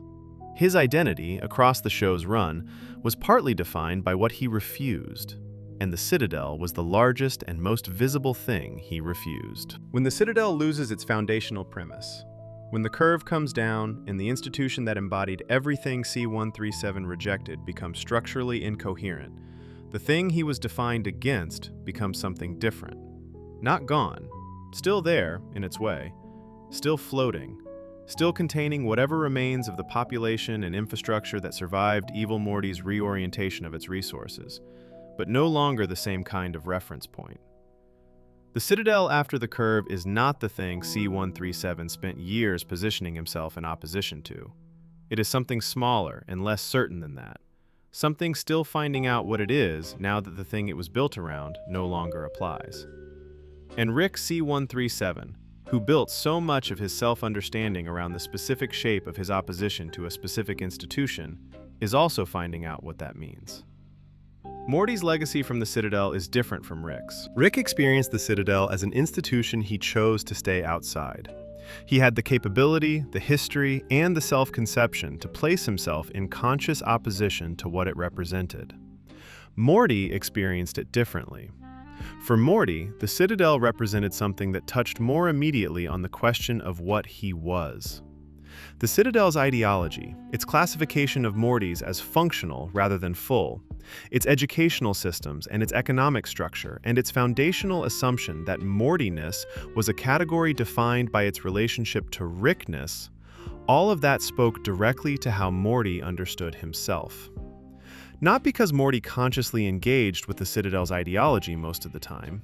He did not spend his seasons in philosophical argument with the institution's assumptions. But the assumptions were present in his world anyway. In the dynamic of every adventure, in the specific power asymmetry of his relationship with Rick, in the way his own intelligence was consistently underestimated by the adults around him and consistently exceeded those estimates without anyone quite updating their baseline. The Citadel made Morty's position in the universe legible as a type, the kind of being you are when the smartest person in the room is someone else. Evil Morty's revolution does something to that, not by resolving it, not by changing the fundamental dynamic of the Rick-Morty relationship that Morty lives inside daily, but by demonstrating, in the most conclusive possible way, that the type the Citadel assigned to Morty was not a fact about the universe. It was a fact about a wall that someone built, and walls can come down. What Morty does with that knowledge, in the seasons following Rick, Mirai, Jack, is not something the show makes explicit, but it is present in the texture of how he moves through his world.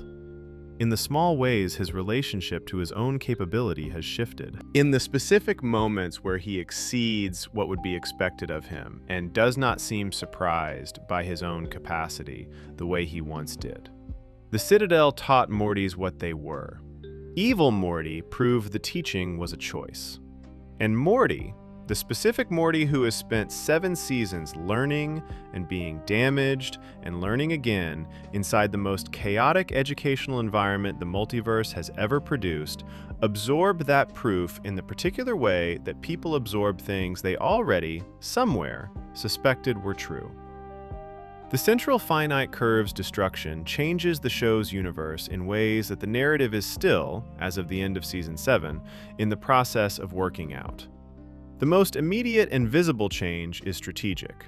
Rick C-137's pursuit of Rick Prime, which drives the Season 7 arc, takes place in a multiversal landscape that no longer has the Curve's boundaries. Rick Prime, who has spent decades operating across the curated multiverse with the specific advantages the Curve provided to any Rick moving within it, is now operating in a larger and less predictable space.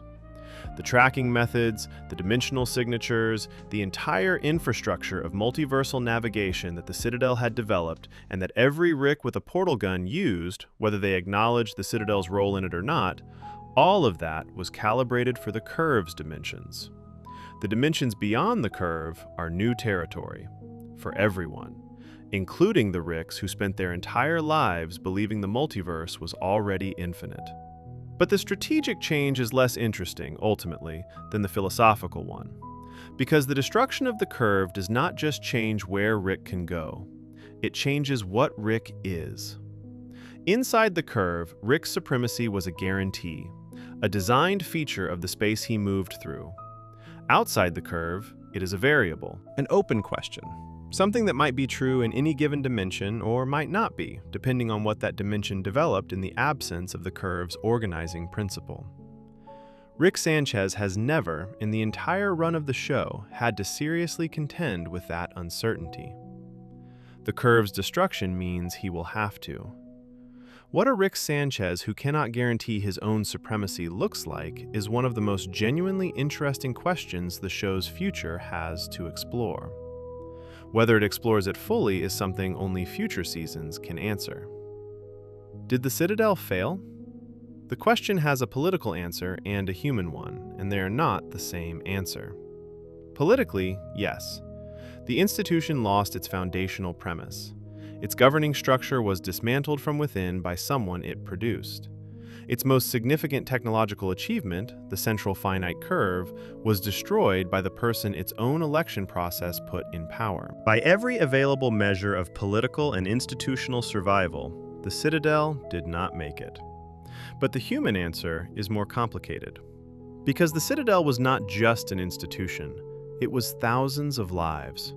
Ricks who came to it looking for the specific, irreplaceable comfort of being surrounded by people who understood them, who found, inside a flawed and unjust and ultimately self-defeating institution, something that their home dimensions had stopped providing.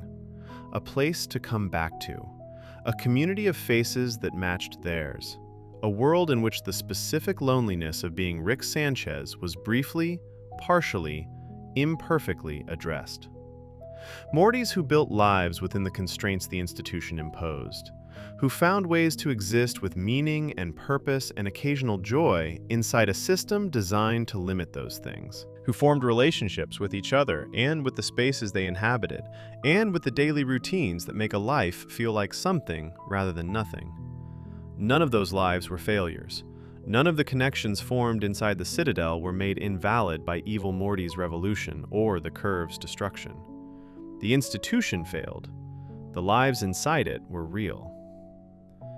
And this distinction between the failure of a structure and the validity of the lives that structure contained is the most important thing the Citadel's history leaves behind. Because the Citadel was not destroyed because it was full of bad people. It was not destroyed because every Rick inside it was corrupt and every Morty inside it was complicit. It was destroyed because the people who built it were smart enough to construct an extraordinary institution and not quite wise enough to build it equitably. Because they could see every failure mode in other civilizations and not quite see the ones embedded in their own design. Because they built walls around the multiverse to protect their sense of supremacy and called those walls freedom. Because they were Rick Sanchez, brilliant and limited in the specific way that brilliance without humility is always limited. Capable of extraordinary things, and incapable, finally, of the one thing that would have made the extraordinary sustainable. Seeing the Mortys across the table from them as something other than functional, as something more than useful, as people. The Citadel wasn't destroyed because Evil Morty attacked it. It wasn't destroyed because the Central Finite Curve was structurally vulnerable. It wasn't destroyed because the Council of Ricks was corrupt, or the police were brutal, or the schools were failing the children sitting in their rows. It was destroyed the moment the first Rick looked at the first Morty and decided that being Rick meant being above something. The moment the founding generation built a wall around the part of the multiverse where that was always true. The moment they called the wall freedom and forgot to tell anyone it was there. For a while, inside those walls, they built something real, something that worked, something that thousands of people built their lives around and found, within its flawed and unjust and complicated architecture, something worth coming home to. It just could not last, because the thing it was protecting was not worth protecting. And eventually, someone raised inside it figured that out and opened the door. Section 8. What the Citadel did to Rick. The personal cost of a civilization. There is a version of Rick C-137's story that positions the Citadel as background, as scenery, as the institutional context within which the real story, the story of Rick and his family and his grief and his genius and his complicated, painful, occasionally transcendent relationship with a 14-year-old boy who shares his daughter's DNA, plays out. The Citadel as setting rather than as a force that shaped the protagonist. That version misses something important, because the Citadel did not just exist in the background of Rick C-137's life, it made demands on it. Not always loudly, not always through direct confrontation, but through the persistent, low-level pressure that any large institution exerts on the individuals who exist within its sphere of influence, whether those individuals have chosen to belong to the institution or not. The Citadel was always there, always making its claims about what Rick Sanchez should be and where Rick Sanchez should fit and what Rick Sanchez owed to the collective project of maintaining a civilization built in his own image. And Rick C-137's entire arc is, in part, the story of what it costs a person to spend years refusing those claims. Not the cost of fighting the Citadel, the cost of simply not joining it, of being, in a multiverse organized around a specific kind of Rick, the Rick who keeps choosing something else. The Wedding Squanchers, Season 2, Episode 10, is the episode where the Citadel most visibly reaches into Rick C-137's personal life. Not through bureaucratic pressure or political maneuvering, through the blunt, direct instrument of institutional consequence. Rick's presence at Bird Person's wedding, surrounded by the people he is closest to, inside a moment that has nothing to do with the Citadel's interests, becomes the moment the Citadel's interests arrive anyway. The episode ends with Rick surrendering himself to the Galactic Federation to protect his family. This is the most significant thing Rick C-137 does across the entire second season. Not the most dramatic, not the most visually spectacular, but the most personally costly, because it requires him to do the thing his entire psychology is organized around not doing: become dependent on an institution's mercy. Place the people he loves inside the protection of his own surrender rather than his own capability. Acknowledge, through action, that there are situations his intelligence and his portal gun cannot resolve without a cost he is not willing to ask other people to pay. The Citadel did not create this situation directly, but the web of institutional conflict, the accumulated weight of years spent operating outside the Galactic Federation's authority and partially within the Citadel's contested sphere, produced the conditions in which Bird Person's wedding became a trap, and Rick's surrender became the only available move. The Citadel shaped the landscape of consequences that Rick C-137 moved through, even when he was not inside it. Even when he was explicitly refusing to be inside it. That is the specific, exhausting cost of existing near a large institution you have not joined. It reaches you anyway. One of the strangest aspects of the Citadel's relationship to Rick C-137 is how little he actually matters to it. The show spends significant time establishing Rick's singularity, his specific emotional history, the loss of Diane, the 30-year pursuit of Rick Prime, the particular constellation of grief and guilt and love and self-destruction that makes him distinct from every other version of himself across the multiverse. All of this makes him feel, within the show's narrative, exceptional. The Rick that the story is about, the one who matters. The Citadel is indifferent to all of it. From the Citadel's institutional perspective, Rick C-137 is a non-compliant Rick. A Rick who has declined to integrate into the collective, who has maintained independent portal access without Citadel authorization, who has, on multiple occasions, actively worked against the Council's interests or allowed events to unfold that damage the institution's authority. He is a problem, a categorizable, manageable, institutionally familiar problem. The Citadel has procedures for non-compliant Ricks, has frameworks for understanding them, has approaches for bringing them back within the institutional structure, or, failing that, for containing the damage their non-compliance produces. It does not have a framework for what makes C-137 specifically who he is. Because institutions do not have frameworks for specificity. They have frameworks for categories.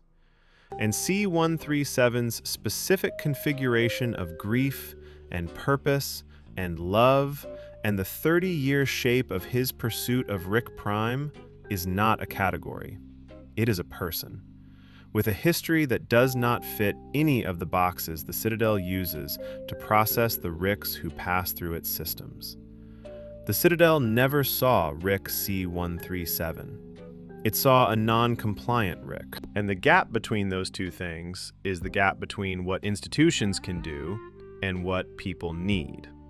Solarix, Season 6, Episode 1, does something quietly devastating to Rick C-137 that the episode's larger plot mechanics can obscure if you are not watching for it.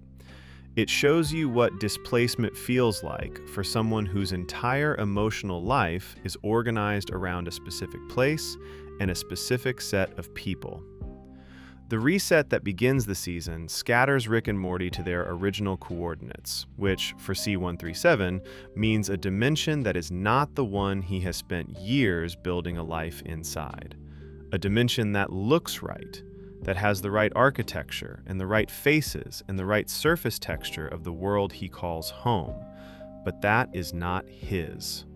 That does not have his Beth and his Morty and the specific, accumulated, irreplaceable history of the years he has spent inside that particular version of his family. This is what the Citadel and its foundational design chose to protect Ricks from: specificity. The curve ensured that every dimension inside it was one where Rick was supreme. It did not and could not ensure that any particular dimension was the right one, was the one with the right version of the right people, was the home rather than just a home-shaped space. The Citadel offered collective belonging as a substitute for the specific belonging that C-137 had in his garage and his family's kitchen, and the particular chaos of his particular life.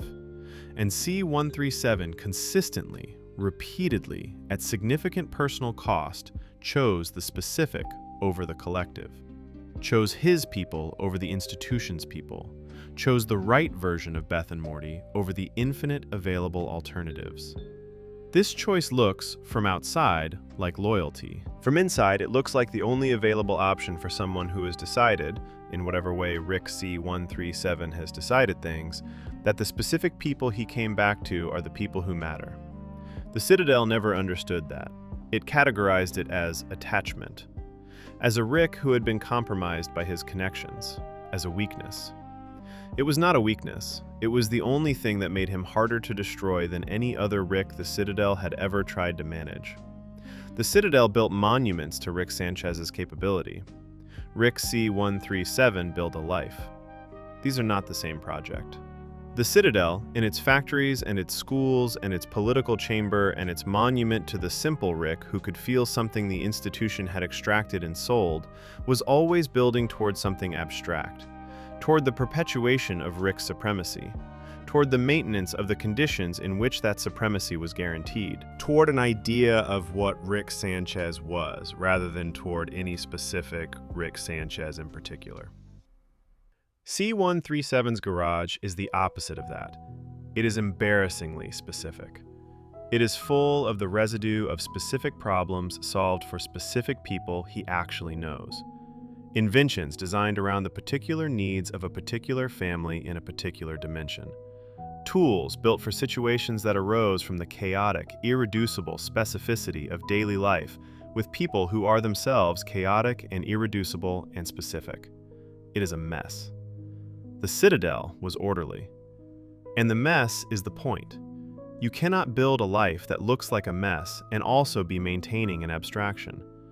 The mess is evidence of presence, of being actually here, actually engaged, actually allowing the specific texture of the people around you to make demands on your time and your intelligence and your resources. The Citadel demanded that Rick's intelligence serve the collective. C-137's garage is what Rick's intelligence looks like when it serves the particular, when it serves the people who are actually in the room, when it has a face it is building things for, rather than a category. What the Citadel ultimately did to Rick C-137 is something the institution never intended, and would not have recognized as its doing even if it had. It clarified him. Every confrontation with the Citadel, every moment of institutional pressure and political manipulation and collective demand, every time the Council claimed authority over him and every time he refused it, every time the Citadel's ideology tried to absorb him into its framework and he slipped out of it, all of it functioned as a kind of ongoing stress test of what Rick C-137 actually was underneath the performance. And what he actually was, underneath everything, was someone who had already made his choice. Not the choice the Citadel wanted him to make, not the choice Rick Prime made, not the choice most of the Ricks inside the curve eventually made, of trading the specific for the collective, the particular for the institutional, the garage for the city. The choice to stay, to keep coming back to the right dimension, to keep being the Rick who builds things in a garage for people he loves, however imperfectly, however dangerously, however often the building causes as much damage as it prevents. The Citadel spent its entire history trying to make Rick Sanchez into an institution. C-137 spent his entire history refusing to be one, and the garage is what that refusal looks like from the inside, cluttered and specific and alive, exactly the way a life is supposed to look when someone is actually living it. Section 9. The Mortys Who Never Got Named, the untold human cost of the Citadel. The show gives names to very few Mortys. This is not an accident. Morty Smith, the specific Morty who travels with Rick C-137, has a name because the show is his story as much as Rick's. Evil Morty has a name, or a label that functions as one, because the show needs to distinguish him from the category he came from and then exceeded. A handful of others get names in specific contexts, when the plot requires them to be individuated for long enough to serve a narrative function. The rest are Mortys. The category, the type, the functional description that the Citadel's entire ideology rested on treating as sufficient. And the show, in the Ricklantis mix-up, does something with this that most analysis of the episode skips past in favor of the larger political drama. It spends time with Mortys who do not get names, who exist in the episode's background and occasionally its foreground as people with faces that carry expressions and histories that the camera catches in passing and does not stop to explain, because explaining them would require the narrative to treat them as the kind of subject the Citadel's ideology specifically denied them being. The show gives you the Mortys the Citadel gave names to, and it asks you to notice the ones it did not. The Mortys in the crowd at the campaign rally are doing something the show asks you to look at without telling you to look at it. They are hoping.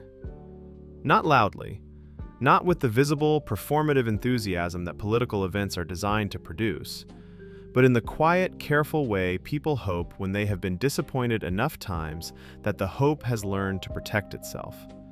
When the feeling is real, but the expression of it has become conservative. When you want something to be true, and your history with wanting things to be true makes you hold the wanting slightly apart from yourself, at a distance where it cannot hurt as much if it turns out to be false again.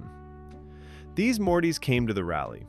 They could have stayed home, could have spent the campaign period in the settled resignation that the Citadel's educational system had spent years installing in them, the quiet certainty that elections were things that happened to the Citadel rather than things that Mortys could shape.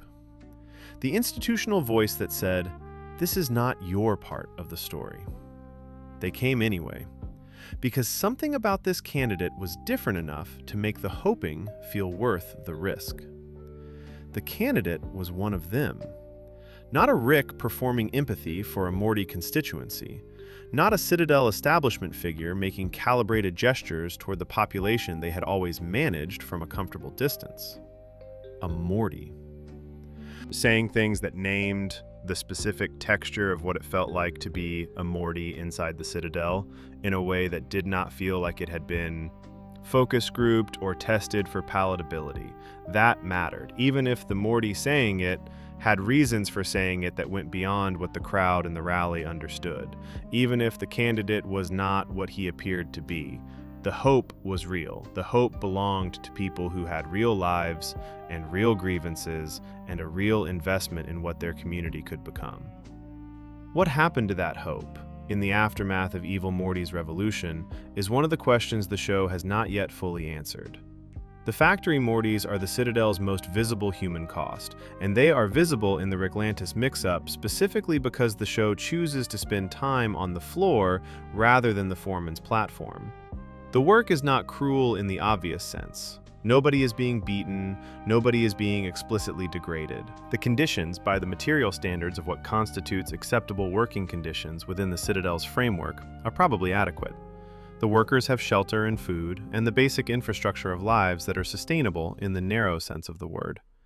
But spend time on that factory floor, really spend time there, and what you feel is something the word adequate does not cover. You feel the distance between what these beings are and what their days ask them to be. Every worker on that floor is Rick Sanchez, carrying, at the genetic and neurological level, the same foundational capability that the show has spent multiple seasons establishing as one of the most extraordinary things in any dimension. The same base intelligence, the same potential for understanding the universe at a level most beings never approach. The same hands that, in other dimensions, other lives, built the portal gun, and the Meeseeks box, and the microverse battery, and every other invention the show has used to establish what Rick Sanchez is capable of producing when he is working on something that matters to him. Those hands are on a factory floor, moving through the same motion repeatedly because the Citadel's economic system required workers, and the Citadel's social system had produced a class of Ricks who did not have access to the resources or the institutional support necessary to be anything other than workers. The tragedy is not that factory work is inherently degrading. The tragedy is the gap between what the workers are and what the work asks of them, between the capability in the room and the task the room assigns to that capability, between the universe those hands could theoretically reach and the conveyor belt they actually touch every day. That gap is what the Citadel produced. And it produced it not through malice, but through the ordinary operation of an economic system that required people at the bottom and had built, through its educational and social machinery, a reliable mechanism for ensuring a supply of people who believed the bottom was where they belonged. The Morty students are where the Citadel's cost is most acute and most long-term. Because what the school does to them is not immediately visible as damage. It looks like education. It has the form of education. The classrooms and the teachers and the curriculum and the grades and the structured progression through levels of institutional approval that produces, at its end, graduates who are certified to occupy the roles the Citadel has waiting for them. The content of what is being taught is where the damage lives. Not in any single lesson, not in any explicit message that says, you are less than a Rick, you should expect less, you should want less, you should understand that the ceiling of your life has been determined by the category you were born into, rather than the capability you might develop. No teacher in the Citadel school delivers that lesson in those words. They deliver it in the accumulated weight of 1,000 smaller messages. In what questions get encouraged and which ones get redirected? In what ambitions are treated as realistic and which ones are treated with the gentle, crushing kindness of an institution that has decided what is possible for you before you were old enough to have an opinion about it? In the implicit framing of every lesson that locates Mortys in a specific relationship to Ricks, a relationship of support and accompaniment and utility, and presents that relationship as the natural order of things rather than as one possible arrangement among many. The students sitting in those rows are not receiving an inferior education in the technical sense. They are receiving a precise and effective education in what the Citadel needs them to believe about themselves. And the precision is the problem, because the more effective the education is, the more completely it succeeds at its actual goal, which is not the development of the student's full capability, but the management of their expectations to fit the roles the institution has available for them.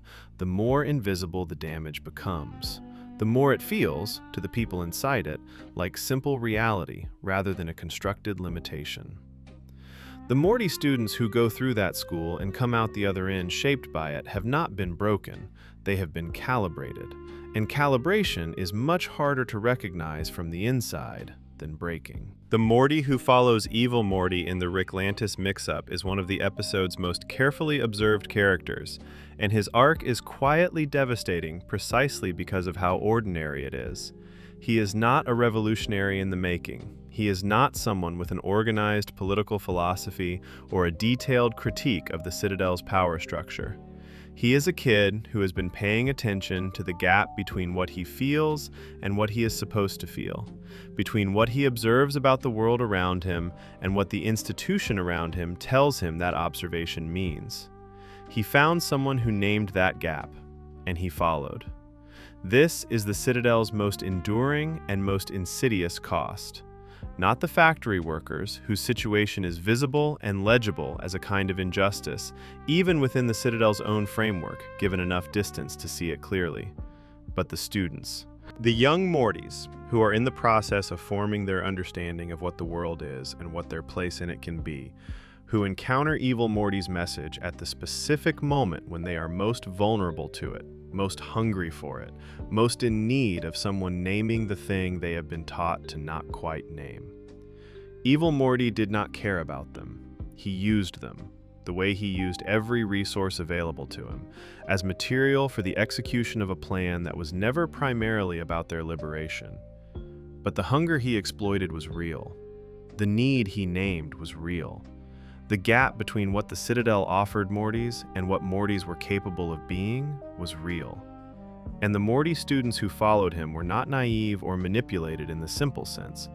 They were responding to a genuine description of their genuine situation, with the only response available to them when someone finally, for the first time, spoke to them as though their situation was something that could be changed rather than something that simply was. They believed. And the believing, whether or not the person who inspired it deserved it, whether or not it led anywhere they could have predicted, was not a failure of judgment. It was the most human thing the Citadel ever accidentally produced. A Morty deciding that what he felt mattered, that what he could become was not fully determined by the role he had been assigned, that the gap between the ceiling the institution had placed over his life and the sky above it was something worth being angry about. The Citadel's human cost is not primarily in its dramatic moments, not in the political crisis or the revolutionary uprising or the destruction of the Central Finite Curve. Those are the moments the history books, if the Citadel had history books, would record. The hinge points, the events that change the shape of the institution's arc. The real cost is in the ordinary evenings, in the Morty sitting on a step, looking at the brighter lights of the parts of the city he was not born into. In the factory, Rick drinking after his shift, somewhere in the neighborhood between exhaustion and the specific hollow feeling of a day spent in the service of something that required nothing of what he actually was. In the student who spent an evening looking at a curriculum that told him, in its careful and gentle and thoroughly designed way, that the world he was being educated for was the right size for someone like him. In the Morty who went to the campaign rally and felt, for an hour, like someone had finally looked at his life and called it by its actual name. In all of the lives that passed through the Citadel systems and came out the other side, shaped by an institution that needed them to be smaller than they were. These are the people the history of the Citadel is really about. Not the Council of Ricks, not Evil Morty, not Rick C137 and his ongoing negotiation with an institution he refused to belong to. The Mortys who sat in the rows, the Ricks who stood at the belt, the people who built lives inside a structure that was not built around their full humanity, and who found, within that limitation, the ordinary texture of days and connections and small moments that make a life feel like something rather than nothing. They were never named. The Citadel did not give them that. But they were there. They were always there, in every frame of every Citadel scene, living inside the institution's margins, being exactly what the institution needed them to be, and quietly, privately, in the spaces the institution was not designed to see, being considerably more. The Citadel was not destroyed because of the people who ran it. It was abandoned by the people who were supposed to be the reason it existed, by the Mortys who deserved better than what it offered, by the Ricks who deserved more than what it asked of them, by everyone who spent years inside its walls learning to want less than they were, and who, in the end, found ways to want more anyway. Section 10. What comes after? The multiverse without the Citadel's walls. The multiverse did not wait for anyone to be ready. When the Central Finite Curve came down, the space beyond it did not announce itself, did not send representatives, did not offer a transition period or gradual acclimatization or any of the other courtesies that significant change, in the stories people tell about it, usually comes packaged with. It simply became accessible. One moment there was a wall, the next moment there was not. And everything that had been on the other side of that wall for however long the Citadel had been building and maintaining it was suddenly part of the same continuous space as everything the curve had contained. The multiverse got larger, overnight. For every Rick with a portal gun, for every Morty who had grown up inside the curve's curated boundaries, believing that the infinite space his dimension occupied was simply the shape of existence rather than a deliberately chosen subset of it, the coordinates of the universe shifted in a single moment. What was known became a fraction of what was available. What was familiar became a small room in a much larger building. What was supreme became, potentially, ordinary. This is not a comfortable thing to wake up to. Even if the wall was unjust, Even if the curated multiverse was a construction rather than a fact. Even if the curve's existence was something worth being angry about once you knew it was there. The removal of an unjust wall is not the same thing as being ready for what was on the other side of it. Rick C-137's portal gun still works. This is the first and most practically important thing to establish about life after the curve. The technology did not stop functioning when the wall came down. The ability to open doors between dimensions remained exactly what it had always been. The mechanics of multiversal travel did not change. What changed was the address book. Inside the curve, the multiverse Rick navigated was, at some level, comprehensible. Not because every dimension was identical, or because every situation was predictable, but because the underlying organizing principle was consistent. Rick was the most capable thing present. His intelligence could be relied upon to exceed whatever the environment threw at him. The specific, grounding certainty that his mind was the most powerful tool available in any given situation was always there, underneath the chaos and the danger and the genuine unpredictability of multiversal adventure. Outside the curve, that certainty is no longer guaranteed. The dimensions beyond the wall were not shaped around Rick Sanchez's supremacy. They developed their own forms of intelligence, their own technologies, their own power structures, in the complete absence of any reference to what Rick Sanchez was or could do. Some of those dimensions, presumably, contain beings whose capability exceeds Rick's. Others contain entirely different kinds of intelligence, forms of cognition and power that the Rick-centric multiverse never produced, and that Rick's existing frameworks for understanding the universe may not be adequate to immediately process. The portal gun can reach those dimensions now. Whether Rick is ready to is a different question. And it is the most genuinely interesting question the show's future has sitting in front of it. There is something clarifying about being a stranger. Not comfortable, not easy, but clarifying in the specific way that only genuine unfamiliarity can produce. When nobody knows what you are, you find out what you actually are rather than what your reputation says you are. When no institution has preceded you, when no network of Ricks has built a framework for categorizing you before you arrive, when no Citadel ideology has established in advance what your presence means, you exist as simply yourself. Rick C-137, in the dimensions beyond the curve, would be simply himself, not the Rick who defied the Council, not the non-compliant Rick who maintained unauthorized portal access, not the Rick who was there when the Citadel fell, or the Rick who lost Diane, or the Rick who spent 30 years hunting Rick Prime. All of those are identities constructed in relationship to specific histories and specific institutions.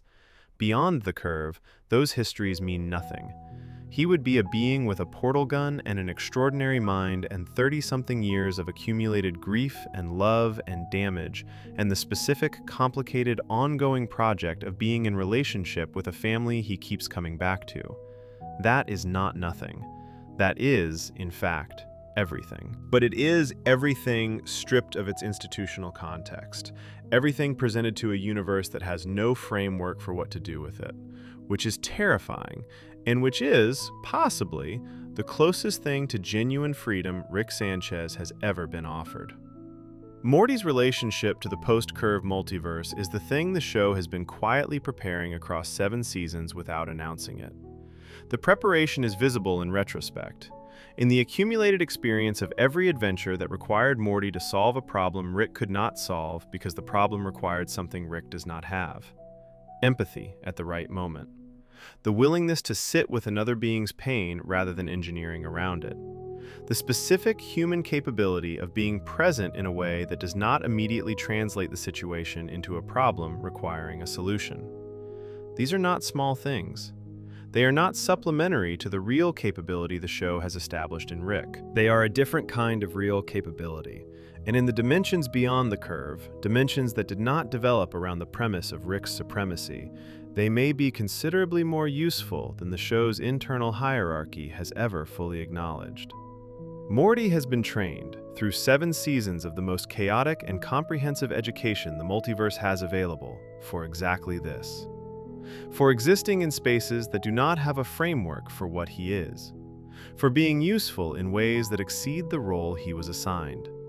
for carrying his own portal gun into his own chosen directions and finding out what he can do in the absence of the Citadel's definition of what a Morty is allowed to be. The Citadel told Mortys what they were. The multiverse beyond the curve has no idea. And in that not knowing, there is more room than the Citadel ever offered. Evil Morty's absence from the post-curve narrative is itself a kind of statement. He is not coming back.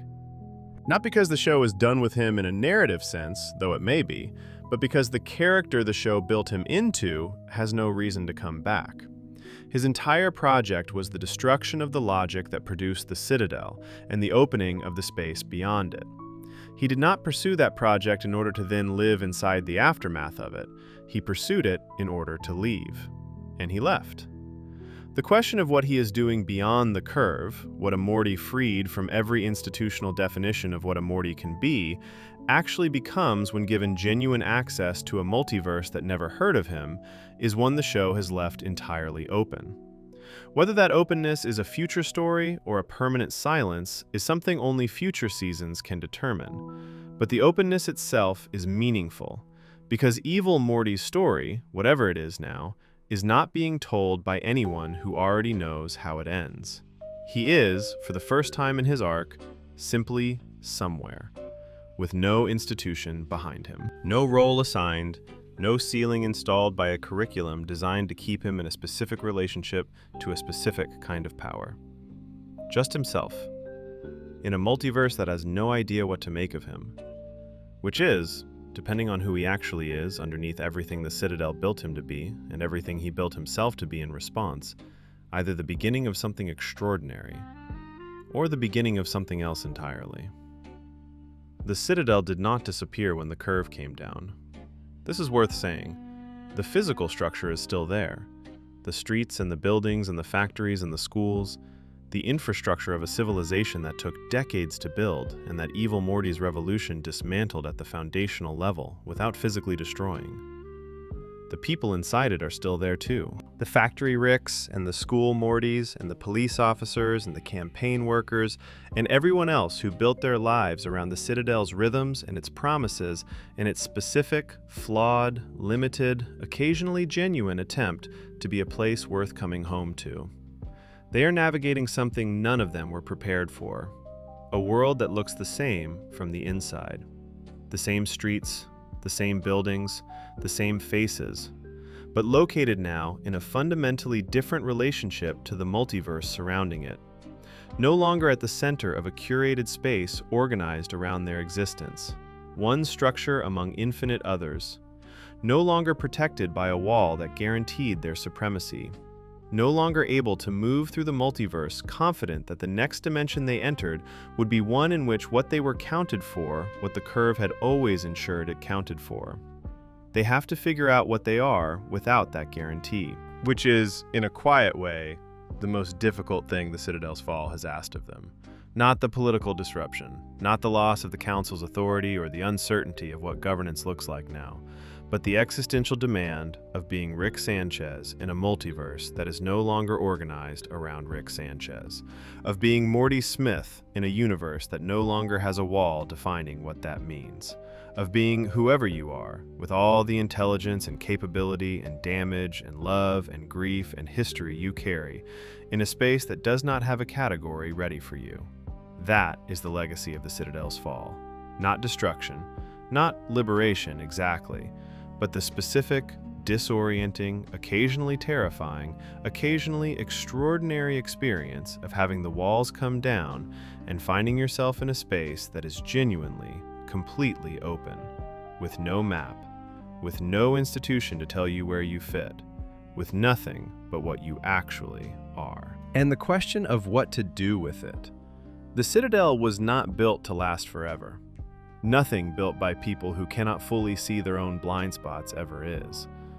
But it lasted long enough to shape everything that came after it, long enough to build the people who would eventually dismantle it, long enough to teach a Morty everything he needed to know to open the door, and long enough to make Rick see 137 in every confrontation with its authority and every refusal of its ideology, and every choice to go back to the specific garage in the specific dimension with the specific people who mattered to him, into someone who knew, before the wall came down, that there was something worth reaching for on the other side of it. He just called it home. He always called it home. The Citadel called it a limitation. And in the end, the only walls that actually fell were the ones it built, the ones it called protection, the ones it forgot to tell anyone were there. Fade to silence. Section 11. The Architecture of Control. How the Citadel managed what it could not afford to lose. Every institution that has ever existed has had things it could not afford to lose. Not the things it said it could not afford to lose. Not the stated priorities, the official values, the mission statements and founding documents and public-facing articulations of purpose that institutions produce and maintain because they need a story to tell about themselves that the people inside them and the world around them can accept. The things it actually could not afford to lose. The things whose absence would not just damage the institution, but end it. For the Citadel, those things were specific and, once you identify them, obvious. The first was the curve, the foundational guarantee that Rick's supremacy was a fact rather than an arrangement. The wall that made the Citadel's entire ideological project possible by ensuring the ideology was never tested against a reality that contradicted it. The second was consent. Not enthusiastic consent, not the kind of genuine, informed agreement that a fully transparent institution might earn from its residents if it explained its actual operations honestly and gave them a real choice about participation, but the passive, ambient, uninvestigated consent of people who have not yet found a sufficiently compelling reason to withdraw it. People who experience their lives inside the institution as normal rather than as chosen. Who have internalized the institution's arrangement of reality deeply enough that questioning it requires a level of deliberate effort that daily life does not typically provide the space for. The Citadel needed that passive consent the way it needed oxygen, and its most sophisticated systems, the ones that rarely appear in dramatic scenes because they rarely needed to operate dramatically, were the ones built to maintain it. The Citadel had media. This detail sits in the background of the Ricklantis mix-up without being explicitly examined, but it is one of the most revealing features of the institution's control architecture. Media in any society does several things simultaneously. It informs, it entertains, it shapes the range of what seems possible, thinkable, discussable within the community it serves. It establishes, through the accumulation of what it covers and how it covers it and what it does not cover at all, an implicit picture of the world that its audience absorbs without quite registering the absorption. The Citadel's media did all of these things. With the specific efficiency of a media environment operating inside an institution that had strong opinions about which pictures of the world were acceptable. The campaign coverage in the Ricklantis mix-up is the clearest available example. Multiple candidates, multiple perspectives represented. The genuine diversity of Rick Sanchez's opinion given space to compete in the public arena. The appearance of a robust, functioning political press. All of it operating within the assumption that the election itself was the relevant event, that the candidates were the relevant actors, that the political contest being covered was the actual contest, rather than the visible surface of something that the media environment was not equipped or not permitted to see. Nobody in the Citadel's media landscape was asking about the curve, because nobody in the Citadel's media landscape knew about the curve, or if they knew, had decided that some information exists in the category of things that are understood without being spoken, that are known without being reported, that are part of the institutional air rather than part of the institutional record. The most effective censorship is never the kind that removes things forcibly. It is the kind that ensures certain questions never quite become urgent enough to ask. The Citadel's management of its lower neighborhoods is the most visible expression of its control architecture in the Ricklantis mix-up, and it operates through a mechanism that every society organized around managed inequality has developed in one form or another: sufficiency without surplus. The lower neighborhoods had enough. the buildings stood, the services functioned at a level that prevented the specific, acute desperation that produces organized resistance. The people inside them had what they needed to continue, which is a different thing from having what they needed to thrive, and a different thing still from having what they needed to begin seriously questioning whether continuing inside the existing arrangement was the right choice. The distance between those three states, between continuing and thriving and questioning, is where the Citadel's control lived, not in force, not primarily. Force was available, and the show makes clear it was used when deemed necessary. The Rick Cop's behavior in the Ricklantis mix-up is not presented as exceptional within the Citadel's law enforcement culture. But force is expensive in multiple senses. It is resource-intensive, it is visible, it produces exactly the kind of documented, undeniable evidence of institutional violence that makes the passive consent the institution depends on harder to maintain. The Citadel preferred sufficiency, the careful maintenance of conditions just adequate enough that the energy for organized resistance was mostly consumed by the business of daily life. This is not a cynical calculation in the conscious, deliberate sense. The Ricks who ran the Citadel's institutions did not sit in rooms calculating precisely how much to provide in order to prevent exactly the level of resistance they could not manage. The calculation was more diffuse than that, more institutional. The result of accumulated decisions made across decades by people who were, individually, simply managing the problems in front of them, and whose aggregate effect was the maintenance of a system of managed sufficiency that served the institution's stability without anyone quite designing it for that purpose. The most durable forms of institutional control are the ones nobody designed. They are the emergent properties of 1,000 smaller decisions made by people who believed they were simply solving problems. The Council of Ricks maintained control through something more sophisticated than force or sufficiency. It maintained it through normalization.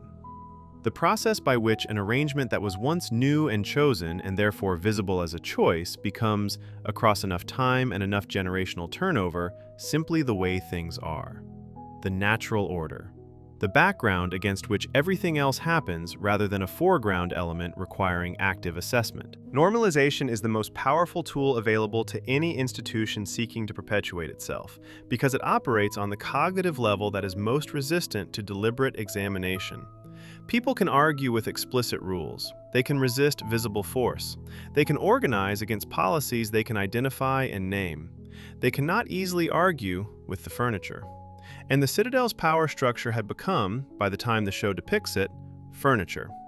The hierarchy between Ricks and Mortys was not experienced by most of the Citadel's residents as a political arrangement requiring justification. It was experienced as the shape of the world. The Council's authority was not experienced as a claim requiring evidence. It was experienced as the existing condition within which all other conditions made sense. This is what decades of institutional normalization produces, not compliance, something more durable than compliance. Acceptance at the level where things simply are, rather than where they are chosen. Evil Morty understood this. He understood it well enough to know that attacking the normalization directly would not work. That an argument against the furniture, however well-reasoned, requires people to first see the furniture as a choice, which the furniture's entire function is to prevent. So he did not argue. He rearranged. He worked within the normalized structure, using its own procedures and its own language and its own institutional logic, until he had reached the position from which he could dismantle not the furniture, but the floor beneath it. The curve, the foundation beneath the normalization, the arrangement that made the furniture feel inevitable by ensuring the room it sat in could never be rearranged. The architecture of control the Citadel spent decades building was, in the end, only as strong as the premise it was built to protect. Remove the premise and the architecture does not fall dramatically. It does not collapse in the cinematic sense, with debris and fire and the visible destruction of things that had weight and solidity. It simply becomes irrelevant, becomes a set of systems designed to maintain a condition that no longer exists, becomes infrastructure for a purpose that has been rendered obsolete by a single act of opening. The checkpoints remain, the cameras remain, The media environment and the school curriculum and the economic structure and the police precincts and all the other machinery of managed consent remain, technically intact, technically functional, but functioning in the service of nothing. Because the thing they were built to protect, the experience of existing inside a multiverse organized around Rick Sanchez's supremacy, is no longer the experience on offer. The curve is down. The multiverse is genuinely infinite now. And the architecture of control, every sophisticated, normalized, carefully calibrated piece of it, was designed for a finite space. It was designed for the room. Nobody designed it for the sky. What comes after the Citadel is not a different institution. Not yet. Maybe not ever in the same form. What comes after the Citadel is the question the Citadel was built to prevent its residents from having to answer. The question of who Rick Sanchez is when he is not the smartest being in the room. When the room is not curated to ensure that he is. When the multiverse he moves through is genuinely, completely, indifferently open, rather than arranged around a premise about his supremacy. The question of who Morty Smith is when the category the Citadel assigned him has no authority in the dimensions he can reach. When the ceiling the institution installed above his life is simply not present in the space he is navigating. When nothing and no one has decided in advance what he is allowed to be. These are not comfortable questions. They are the questions that come when the walls come down and you are left standing in a space that is larger than what you were built for and that does not care in any direction what you make of it. They are the questions that every being who ever lived inside the curve, who ever built their understanding of themselves and their place in the universe inside its curated boundaries, now has to sit with, without the council to answer them, without the curve to organize the space around a predetermined response, without the Citadel's architecture of control to make the question feel irrelevant by ensuring the answer was always the same. Just the open space, and whoever they actually are inside it. The Citadel built its walls to protect an answer. The answer was, Rick is supreme. The walls came down. The answer went with them. And what remains, in the silence after the architecture of control stopped functioning, is not chaos. It is not liberation in any simple sense. It is simply the universe, as it actually is, without the room anyone built around it. Vast and indifferent, and full of dimensions that never heard the question. And full, somewhere in the space that used to be walled off, of whatever Evil Morty is becoming now that nobody is watching. Now that the institution that made him is gone. Now that the logic he spent his entire existence mastering and then destroying has no more walls to write itself on. Now that he is simply somewhere, in a multiverse that has no idea, and neither, for the first time in a very long time, does anyone else. What the Citadel's history means for the soul of Rick and Morty. Rick and Morty is a show about a lot of things. It is about grief and genius and the specific damage that extraordinary intelligence does to the person carrying it when they cannot find anything to put it in the service of that feels worthy of what it costs. It is about family, in the complicated, painful, occasionally beautiful sense. About a grandfather and a grandson, and the strange, unequal, genuinely affecting relationship that develops between them across 7 seasons of chaos and adventure and damage, and the kind of love that does not always know how to say its own name. It is about loneliness, the specific, structural loneliness of being more capable than the world around you, and finding that the capability does not solve the loneliness, and may, in certain configurations, make it worse. And it is, running underneath all of those things, about the question of what people do when they have more power than wisdom, when they can build anything, and have to decide what to build. The Citadel is the show's most complete answer to that question. Not the answer Rick C-137 gives, which is to build a garage and fill it with things made for people he loves, however imperfectly. Not the answer Evil Morty gives, which is to build a path out of the architecture entirely. But the answer that thousands of Rick Sanchez's gave together when they found each other across the multiverse and decided that what they wanted to build was a civilization.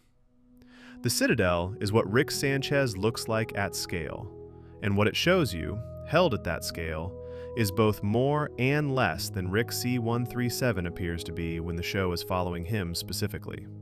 More in the sense that the accumulated capability of thousands of extraordinary minds produced something that genuinely worked, that provided something real to people who needed it, that built, inside its flawed and unjust and ultimately self-defeating structure, lives that mattered to the people living them.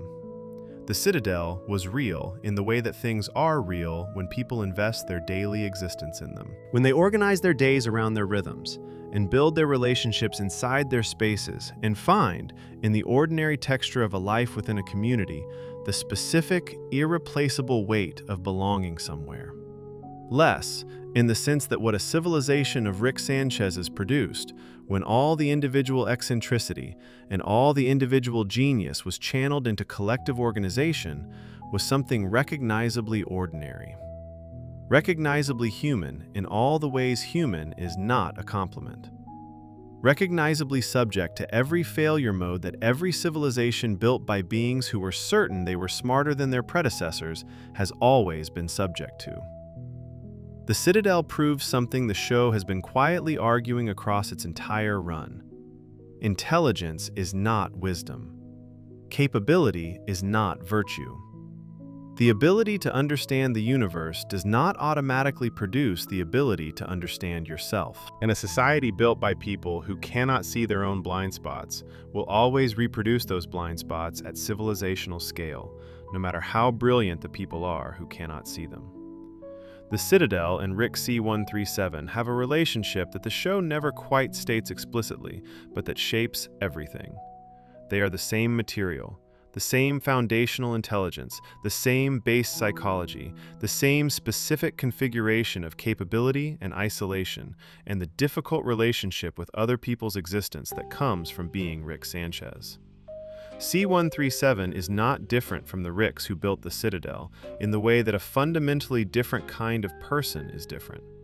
He is different in the way that the same person is different when they make a specific choice and follow it somewhere the other versions of themselves did not go.